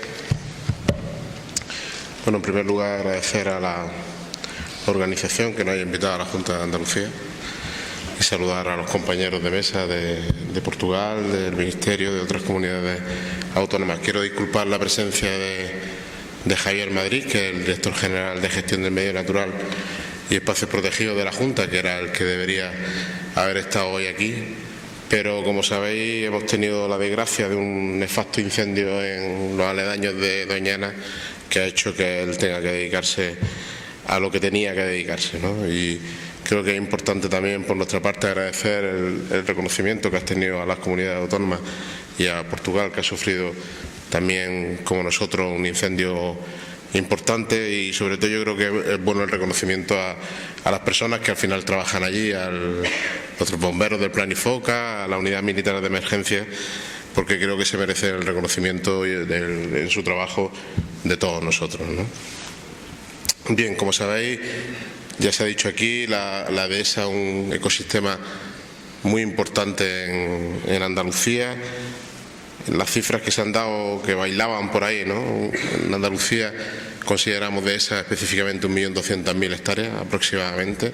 Ocupa toda una franja de la zona norte de Huelva, pasa Sevilla, Córdoba, algo también importante en Jaén, y casi toda la parte montañosa de Cádiz. Para que os hagáis una idea, es un ecosistema que ocupa una superficie parecida, no llega todavía, pero parecida a todo el olivar de Andalucía, que, como sabéis, es nuestra principal producción agraria en cuanto a espacio. Y en determinadas zonas, además de Andalucía, es un símbolo de identidad claro, porque viven de la dehesa, viven para la dehesa. En la comarca de Los Pedroches, por ejemplo, en determinadas zonas de Andalucía. Para que os hagáis una idea, unos 100 municipios andaluces tienen zonas importantes de dehesa, en las que viven más de 240.000 personas, ¿no? Como os decía, Andalucía es conocida a lo mejor por su mar de olivos o también por el mar de plástico. Yo soy de Almería, soy más de otro tipo de agricultura, pero también tenemos un mar de encinas, una superficie más que importante y más que suficiente para considerarla como un elemento también identitario de la propia cultura, de la propia razón de ser de los andaluces. Yo entiendo que es difícil entender la dehesa. De hecho, para una persona como yo, que llevo 2 años en este cargo público, yo no conocía la dehesa. Sinceramente, una persona de Almería os podéis imaginar, allí hay desierto y montañas, ¿no? Y la he estado descubriendo durante estos 2 años, bastante asombrado, por cierto, de la diversidad, de ese carácter mixto que tiene de producción agraria, de producción ganadera, etcétera, etcétera, de ese ecosistema frágil y, como decía muy bien, a la vez estable, y cómo ha sido la mano del hombre la que ha ido modelando este ecosistema de forma tan importante. Digo esto de entender la dehesa porque una parte importante de los problemas de la dehesa creo que viene precisamente de la falta de entendimiento de lo que supone, ¿no? Antes hablabais del coeficiente de admisibilidad de pastos. Claro, para un europeo definir un coeficiente de admisibilidad de pastos, que es un elemento clave a la hora de definir la PAC en estos espacios, pues claro, para ello es bastante complicado entender lo que una dehesa supone, aunque yo creo que entre todos, entre el Ministerio, entre las distintas comunidades nos hemos puesto, y yo creo que más o menos parece que lo han llegado a captar, ¿no? Por la importancia que tiene la dehesa, está presente en la agenda de política de la Junta de Andalucía, del Gobierno. Nosotros en 2002 la UNESCO ya declaró reserva de la biosfera una superficie superior a 400.000 hectáreas, las dehesas de Sierra Morena. En el año 2005 promovimos el Pacto Andaluz por la Dehesa. En el año 2010 aprobamos una ley específica para la dehesa en el Parlamento de Andalucía, y este año esperamos terminar de común trabajo con nuestros compañeros de Medio Ambiente el plan director de la dehesa. En todos los casos además hemos intentado que haya un alto grado de consenso y de participación del sector, de organizaciones profesionales agrarias, etcétera, etcétera. La clave de la dehesa, bajo nuestro punto de vista, y así se refleja en el plan de director de la dehesa, la clave ambiental evidentemente está en el equilibrio entre actividad humana y el desarrollo natural del bosque mediterráneo, pero la clave de la dehesa, bajo nuestro punto de vista, evidentemente está en su rentabilidad. Solo si conseguimos que sea un sistema ecológico rentable, pues creemos que seremos capaces de darle supervivencia. Y rentabilidad, pues desde las dos perspectivas, desde la perspectiva de los bienes comerciales que produce, de la ganadería, de todos los bienes que allí se producen, y también desde la perspectiva de la producción de bienes públicos, que entendemos que debe ser, lógicamente, compensada por la sociedad. En este caso tenemos la PAC, en los que no tiene un encaje, como bien sabéis, muy adecuado, pero en el que estamos luchando para que se clarifique ese encaje. Desde nuestro punto de vista, el trabajar en esta declaración de paisaje cultural pues incide precisamente en uno de esos bienes públicos que produce, la conservación del paisaje. Nosotros estamos dispuestos a trabajar en el reconocimiento, creemos que es una buena oportunidad. El solo hecho de que estemos ya sentados aquí 2 países, 5 comunidades autónomas, yo creo que ya es bueno para la dehesa, y vamos a trabajar conjuntamente para poder sacar este reconocimiento adelante. Al final, como digo, creemos que también esta declaración de paisaje cultural lo que ayudará es precisamente a valorizar la dehesa, que es uno de los elementos en los que nosotros desde Andalucía estamos intentando trabajar, precisamente para que esos bienes comerciales que se producen ahí, el consumidor sepa de dónde vienen, cómo se producen, cómo se respeta el medio ambiente, y sea capaz de reconocerlo, que en definitiva es pagarlo adecuadamente, para que consigamos esa rentabilidad económica, como he dicho antes. Hay grandes problemas, la dehesa evidentemente no me voy a repetir. La seca, por ejemplo, es una cuestión que nos afecta muchísimo en Andalucía y la que estamos intentando darle una respuesta desde la investigación y desde la gestión es algo bastante complicado, y en el que creemos que una acción conjunta es es totalmente necesaria. Si no lo hacemos así, no vamos a ser capaces de sacarlo adelante. Y también creo, porque además se ha mencionado, que la propia Administración puede ser un freno a la conservación de la dehesa. En este sentido, en el plan director de nuestra dehesa estamos elaborando, viene incluido en el plan director, en el decreto, una figura que llamamos los planes de gestión integral de las dehesas, en la que se establece una nueva relación entre el propietario de la dehesa y la Administración, donde le presenta una planificación a la Administración en 5 años, que se trabaja conjuntamente, y que eso además permitirá que durante esos 5 años las actividades en la dehesa estén preaceptadas, por decirlo de alguna forma, y sea mucho más fácil la gestión del espacio. Creo que la Administración tenemos la obligación de centrarnos en simplificarle la vida al propietario de la dehesa, que ya bastantes problemas tiene, como para que nosotros le creemos también alguno otro más. En definitiva, creo que cualquier acción que hagamos para dignificar la dehesa y para reconocerla merece la pena. Esta declaración, por nuestra parte, cuenta con su apoyo. Creemos que es muy importante contar con los propietarios. La parte privada, el que estemos solo sentados aquí en Administraciones, está bien para el impulso, pero el camino debe venir acompañado sí o sí también de los propietarios de las dehesas, de la gente que vive en ese territorio. Y por mi parte nada más, desde Andalucía, deciros que la propuesta la consideramos importante y estamos dispuestos a trabajar con vosotros para sacarla adelante. Gracias.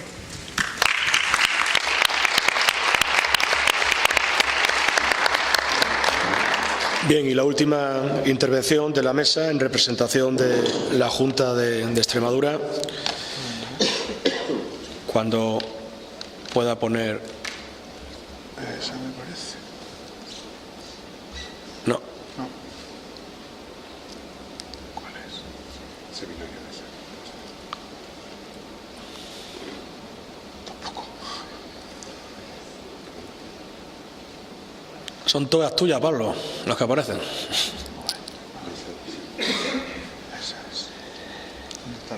Bien, pues digo, en representación de la Junta de Extremadura, el director general de Medio Ambiente de esta Junta de Extremadura, Pedro Muñoz Barco. Pedro. ¿Me pones la presentación? Ahora. Vale, buenas tardes. Agradecer a la Sociedad de Ciencias Forestales, a nuestros amigos portugueses que nos han acompañado, la Dirección General, no al Gobierno, y a las comunidades autónomas. Como tenemos muy poco tiempo, me decía Santos, a ver si somos capaces de tener 5 minutillos para alguna pregunta. He estado mirando y creo que hasta las 6 no hay otra actividad, o sea que no quiero que esté la gente hasta las 6, pero bueno. Pues nada, quizás yo había hecho un esquema en el que, quitando la primera parte, que son los números de nuestra dehesa extremeña, que son los que cada uno ha expuesto de su comunidad, los otros 3 puntos son los mismos para todos, o sea que va a servir un poco de conclusión de lo que hemos ido viendo esta tarde. Por dar los números de nuestra dehesa extremeña, en Extremadura tenemos entre 1 y 1,4 millones de hectáreas, según autores y definiciones, prácticamente el 50% de las 2 provincias. La superficie de hábitat, está mal la cifra, son 940.000 hectáreas, las 645.000 son de hábitat en estado de conservación excelente. Es hábitat de especies amenazadas como águila imperial, águila perdicera, buitre negro, cigüeña negra, y esencial para la recuperación del lince ibérico.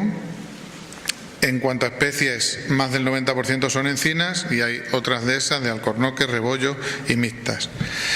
El 50% de la superficie de montanera en España, con más de 110.000 reproductoras ibéricas y una cabaña de vacuno de más de 400.000 vacas. ¿Por qué es importante la dehesa en Extremadura? Pues porque tenemos más de 1 millón de hectáreas frente a 700.000 de bosques, 500.000 de pastizales, 300.000 de matorrales, 270.000 de olivar y 250.000 de regadíos.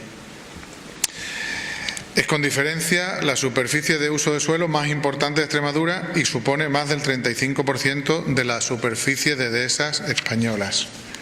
Aquí vemos se ve mal, pero bueno, se adivina. El color verde sería las manchas de encinar, el marrón de alcornoque y de encinar y alcornocal, y el azul de alcornoques, y el amarillo de por allí del norte, bueno, no se ve muy bien, de robles. ¿Por qué es importante también? Por sus producciones, en las que destacan las producciones ganaderas, sobre todo porcino en montanera y vacuno, como he dicho al principio, las cinegéticas, tanto caza mayor como caza menor, el corcho, es el segundo productor tras Andalucía, leña, miel, setas, espárragos y servicios ambientales y recreativos. En cuanto a biodiversidad y conservación de la naturaleza, bueno, antes daba el dato de las hábitats en estado excelente, de esas 940.000 hectáreas de hábitat, 285 están en Red Natura.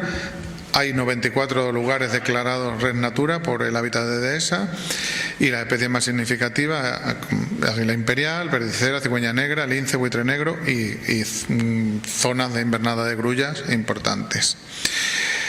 Áreas de reproducción de grandes rapaces, y el 76%, por dar un dato, de los nidos de buitre negro y el 92% de nidos del año azul están en dehesas. Otro mapa para compararlo con la Red Natura. Aquí solamente en la mancha verde son lo que son dehesas, y la mancha marrón es lo que es la Red Natura. En la parte cultural, porque además lo que pretendemos o lo que vamos a promover es el paisaje cultural de la dehesa, pues no hay que olvidar el importante patrimonio cultural de la dehesa, con gran cantidad de construcciones tradicionales, apriscos, chozos, paredes de piedra, artesanía y oficios, artesanía en corcho, colmenas, tajos, aperos de caballería o herramientas tradicionales como hachas y aperos de podar, etcétera. Y luego, por otro lado, pues los árboles singulares o los paisajes tradicionales en muchas zonas. Bueno, algunas fotos. Y ya vamos a lo que serían las amenazas, que, como decía, son válidas para todas las dehesas, de todas las comunidades, y lo agregué, bueno, pues muy rápido. Las amenazas debidas a aprovechamientos ganaderos, que son, bueno, la escasez de pastores, guardas o mayorales, que han dado lugar a la proliferación de cerramientos y sistemas automatizados de suministro de agua y alimentos. Se han primado los cruces industriales sobre las razas autóctonas. Debido a la tecnología, a la necesidad de cubrir mayores gastos y a causa de las subvenciones, se ha incrementado la carga ganadera y se ha transformado la cabaña. Y los piensos compuestos y escasez de rastrojos ha supuesto mayor permanencia del ganado sobre el terreno en épocas de producción nula. Las transhumancias y las determinancias son raras. Por los aprovechamientos de leña, carbón y picón, pues igual, mecanización, desaparición de las herramientas manuales, motosierras y tractores, que es lo que se utiliza, sustitución de las carboneras tradicionales por carboneras portátiles o fijas, la progresiva desaparición de los braseros de picón frente a los eléctricos, con lo cual pues se produce el abandono de restos y de una actividad tradicional, y el autoabastecimiento y mercado local para leñas y carbones escaso frente a la demanda de las grandes ciudades y la exportación. Y por otras actividades agrarias, pues amenazas con laboreos continuados en terrenos de fuerte pendiente, abuso de productos químicos, grandes movimientos de tierra y desbroces con maquinaria pesada en todo tipo de terreno y en grandes superficies. Consecuencias, pues el principal problema, su fragilidad, debido a que en ella conviven dos etapas muy alejadas de la serie de vegetación, el bosque climático y el pastizal, y las principales consecuencias son la falta de regeneración de la cubierta arbórea, escasa rentabilidad de las explotaciones, mano de obra poco especializada y que empieza a escasear, y problemas de delimitación de la propiedad y de desconocimiento técnico de métodos y técnicas de gestión. Bueno, pues ¿cuál es nuestra posición? Nuestra posición, al igual que el resto de componentes que lo han manifestado, es que Bueno, si los paisajes culturales son bienes culturales y representan las obras conjuntas del hombre y de la naturaleza, que ilustran la evolución de la sociedad humana y sus asentamientos a lo largo del tiempo, condicionados por las limitaciones y oportunidades físicas que representan su entorno natural y por las sucesivas fuerzas sociales, económicas y culturales, tanto externas como internas, pues por estas razones y por las expuestas en la propuesta de declaración que nos ha leído Santos, pues entendemos que la dehesa cumple sobradamente todos los criterios, que no los voy a repetir, pero que son los 10 criterios que ha puesto Santos. Con lo cual, serían los 10 criterios, que no los leo. Y yo creo que bueno, que empezamos con esta mesa y con estas exposiciones, empezamos una andadura que habrá problemas, como habéis comentado, y bueno, pero tendremos que afrontarlo porque yo creo que tenemos todos ilusión en que esto continúe. No hemos comentado, si queréis ahora los comentamos, de algunas cuestiones que hemos comentado antes, como que Portugal ya tiene en marcha una declaración que podemos unir, como que se ha hablado por ahí, lo mismo ahora Pablo lo dice, de la encina como árbol nacional, en fin. Lo dejo ahí para segunda fase. Ahora lo que se trataba era de iniciar el camino y yo creo que estamos todos de acuerdo. Muchas gracias.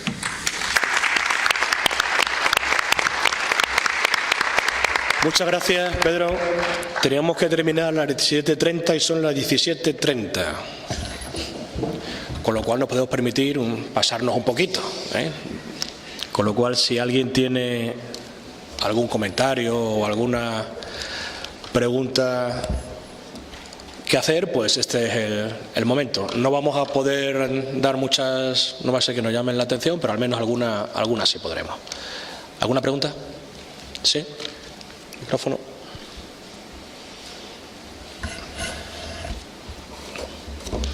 Bueno, primero agradecer al grupo, creo que ha estado bien, y quería plantear 3 cosas muy básicas en toda declaración de patrimonio. Primero, estáis en torno a 2 grupos, que es patrimonio natural y patrimonio cultural. Todo lo que yo he visto aquí encaja muy bien en patrimonio natural, pero tenéis otro grupo que es patrimonio mixto, en el cual la declaración puede tener bases naturales y bases culturales.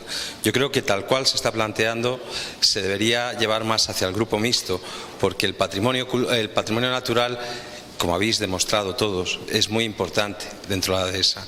Pero la categoría de paisaje cultural está dentro de patrimonio cultural, no está dentro de patrimonio natural, está dentro de patrimonio, es una subcategoría de patrimonio cultural y por tanto estáis trabajando en algo que exige una reflexión mayor sobre aspectos históricos o aspectos culturales que existen en la dehesa. Al decir esto, yo lo veo, puede ser ignorancia mía, pero yo veo la dehesa intrínsecamente ligada al tema de las vías pecuarias. Se ha hablado, pero creo que se debería hablar más, y ahí es donde vais a encontrar gran parte de la historia y de la cultura de la dehesa, que no deja de ser un paisaje negativo, una especie de paisaje de respuesta frente a un paisaje dominante, que es el paisaje de la mesta, ¿no? En un momento determinado de la historia de España, donde es la economía principal y la economía que controla, domina y ordena el territorio, ¿no? Dicho esto, hay otras 3 reflexiones en relación al patrimonio de la humanidad que son muy importantes. La primera es la condición paisajística, no de paisaje cultural, sino la condición paisajística. Es decir, cómo lo percibe la población y cómo lo gestiona. Tiene que ver con la tercera cosa que voy a decir, que es el tema de gestión, que es fundamental. Que esté aquí Portugal ya es un paso firme para que podáis entrar en la declaración, porque UNESCO valora que no haya paisajes similares.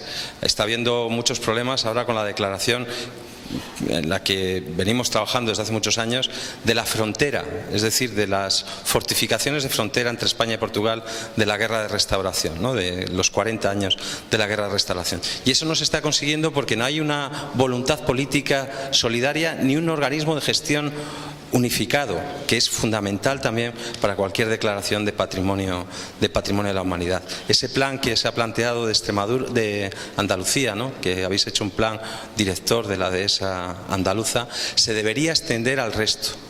No he visto, y quizá por mi dimensión también de cartógrafo, un mapa unificado. Y es que cuando lo veamos unificado, estáis hablando de una extensión que no creo que haya en el mundo ninguna declaración de Patrimonio de la Humanidad que se esté pensando para una extensión tan grande. Y con unas dimensiones, tanto desde el punto de vista natural como cultural, tan importantes. No lo estoy con ello negando, todo lo contrario. Lo que estoy diciendo es que el desafío es mucho mayor.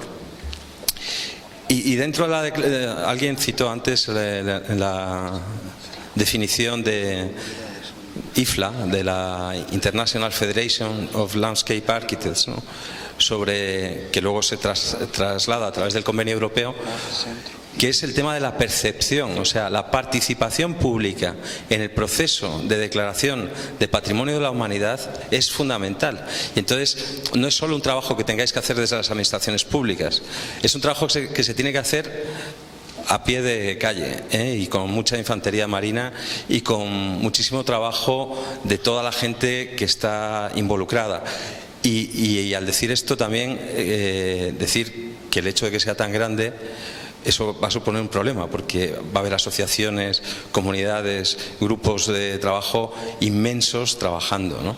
Yo creo que es una iniciativa muy interesante y espero que tengáis mucha suerte, pero quería incidir en estos temas y en otro que se me ha olvidado, que es el tema de la declaración seriada.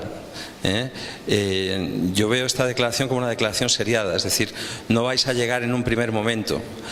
Para que se pueda entender, una declaración seriada es la que se hizo con la muralla de Adriano, que circunvala todo el Mediterráneo. Pues se va haciendo por etapas, porque intentar abordar esto de una vez es prácticamente, bueno, a mí me parece un trabajo inmenso. O sea, no sé cómo lo pensáis abordar, pero me parece un trabajo inmenso. Entonces, hay una posibilidad dentro de UNESCO que se llama declaración seriada, mediante la cual un sistema complejo como es el sistema de la dehesa se puede ir haciendo en fases sucesivas, y eso tiene que ver quizá con aquello de recuperar la iniciativa portuguesa que ya está en marcha, es decir, irán llegando declaraciones sucesivas que se irán incorporando en un concepto que no deja de ser amplio y muy ambicioso, ¿no? Bueno, muchas gracias. De acuerdo, muchas gracias por tu aportación. Por cierto, sería interesante que nos presentáramos. ¿Quién eres? Soy Antonio Lluela, arquitecto y paisajista. Muchas gracias, Antonio. ¿Alguna reflexión más o alguna pregunta? Sí, allí. Nos presentamos previamente, ¿vale? ¿Ya? Me llamo Antonio Torres y soy funcionario de la Junta de Extremadura.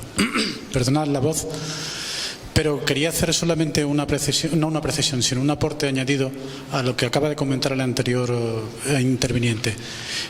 Hace unos años realizamos un grupo de trabajo, sobre la dehesa de Cornalvo, sobre el Parque Natural de Cornalvo. Y en el Parque Natural del Cornalvo encontramos presencia del hombre desde el periodo achelense hasta hoy. Había un cortijo, que es el cortijo de Campomanes, que se construyó en 1700 y poco, con raíces anteriores. Hemos encontrado villas romanas, encontramos hasta dólmenes, es decir, el patrimonio en la cultural, en las dehesas, está claro en muchas de las cartas de patrimonio que tenemos en las distintas consejerías de patrimonio, y podían aprovecharse evidentemente para enlazar este aspecto. Muchas gracias. Muy bien, gracias. Si alguien de la mesa quiere responder a cualquiera de los dos Antonio, pues puede hacerlo, responder o comentar. Si no, sí. Sí, yo quería solo comentar que es importante que veamos la componente cultural también en toda la gestión que se deriva de la dehesa, ¿no? Todo el hecho del uso del ramón, ¿no?, de las podas, los descorches, la tradición cultural en el manejo de un sistema para crearlo y mantenerlo, yo creo que forma parte también de un patrimonio cultural fundamental, con independencia de también toda la infraestructura necesaria y restos que se van encontrando. Pero quería solo puntualizar la importancia de esa técnica de gestión de un recurso natural que durante muchísimos años se iba realizando de manera homogénea en todo el territorio. y también del manejo, que no lo he nombrado en mi presentación, de las razas ganaderas autóctonas, ¿no? La importancia que tiene la cantidad de razas ganaderas, ¿no? Y que además deberíamos intentar también conservar, y forma parte del elemento que a veces, como son domésticas, pues parece que no es vida silvestre, parece que no es importante, pero es tan biodiversidad como las especies silvestres que habitan también en las dehesas. Gracias. ¿Alguien más? ¿No? Bien, pues hoy 27 ya de junio, aquí en Plasencia, en Extremadura, pues dos países como España y Portugal, 5 comunidades autónomas de este país y 5 regiones administrativas también de Portugal con DESA, inician un camino, ¿no? Un camino hacia intentar converger, intentar consensuar un trabajo que nos lleve en un futuro inmediato o mediato a esa declaración que yo creo que será un beneficio para los dos países y para estas 10 comunidades, ¿no? Que lo integran un porcentaje amplísimo de ciudadanos y ciudadanas que han amado sus dehesas, que aman sus dehesas y que seguramente con esta declaración aún amarán más sus dehesas, ¿no? En Extremadura hemos iniciado un proyecto que se llama Extremadura 2030, que pretende convertir a esta región también en un referente de economía verde y circular. Espero y deseo que antes de esa fecha, de 2030, las dehesas sean declaradas por la UNESCO Paisaje Cultural, Patrimonio Mundial. Muchas gracias por su asistencia, y cualquiera que quiera colaborar en este trabajo, en cualquier comunidad autónoma, en cualquiera de los dos países, serán bienvenidos, porque vamos a necesitar la ayuda de mucha gente con sabiduría, de mucha gente con conocimiento, y seguramente en este Congreso Forestal los hay y los habrá. Muchas gracias y a seguir disfrutando del Congreso.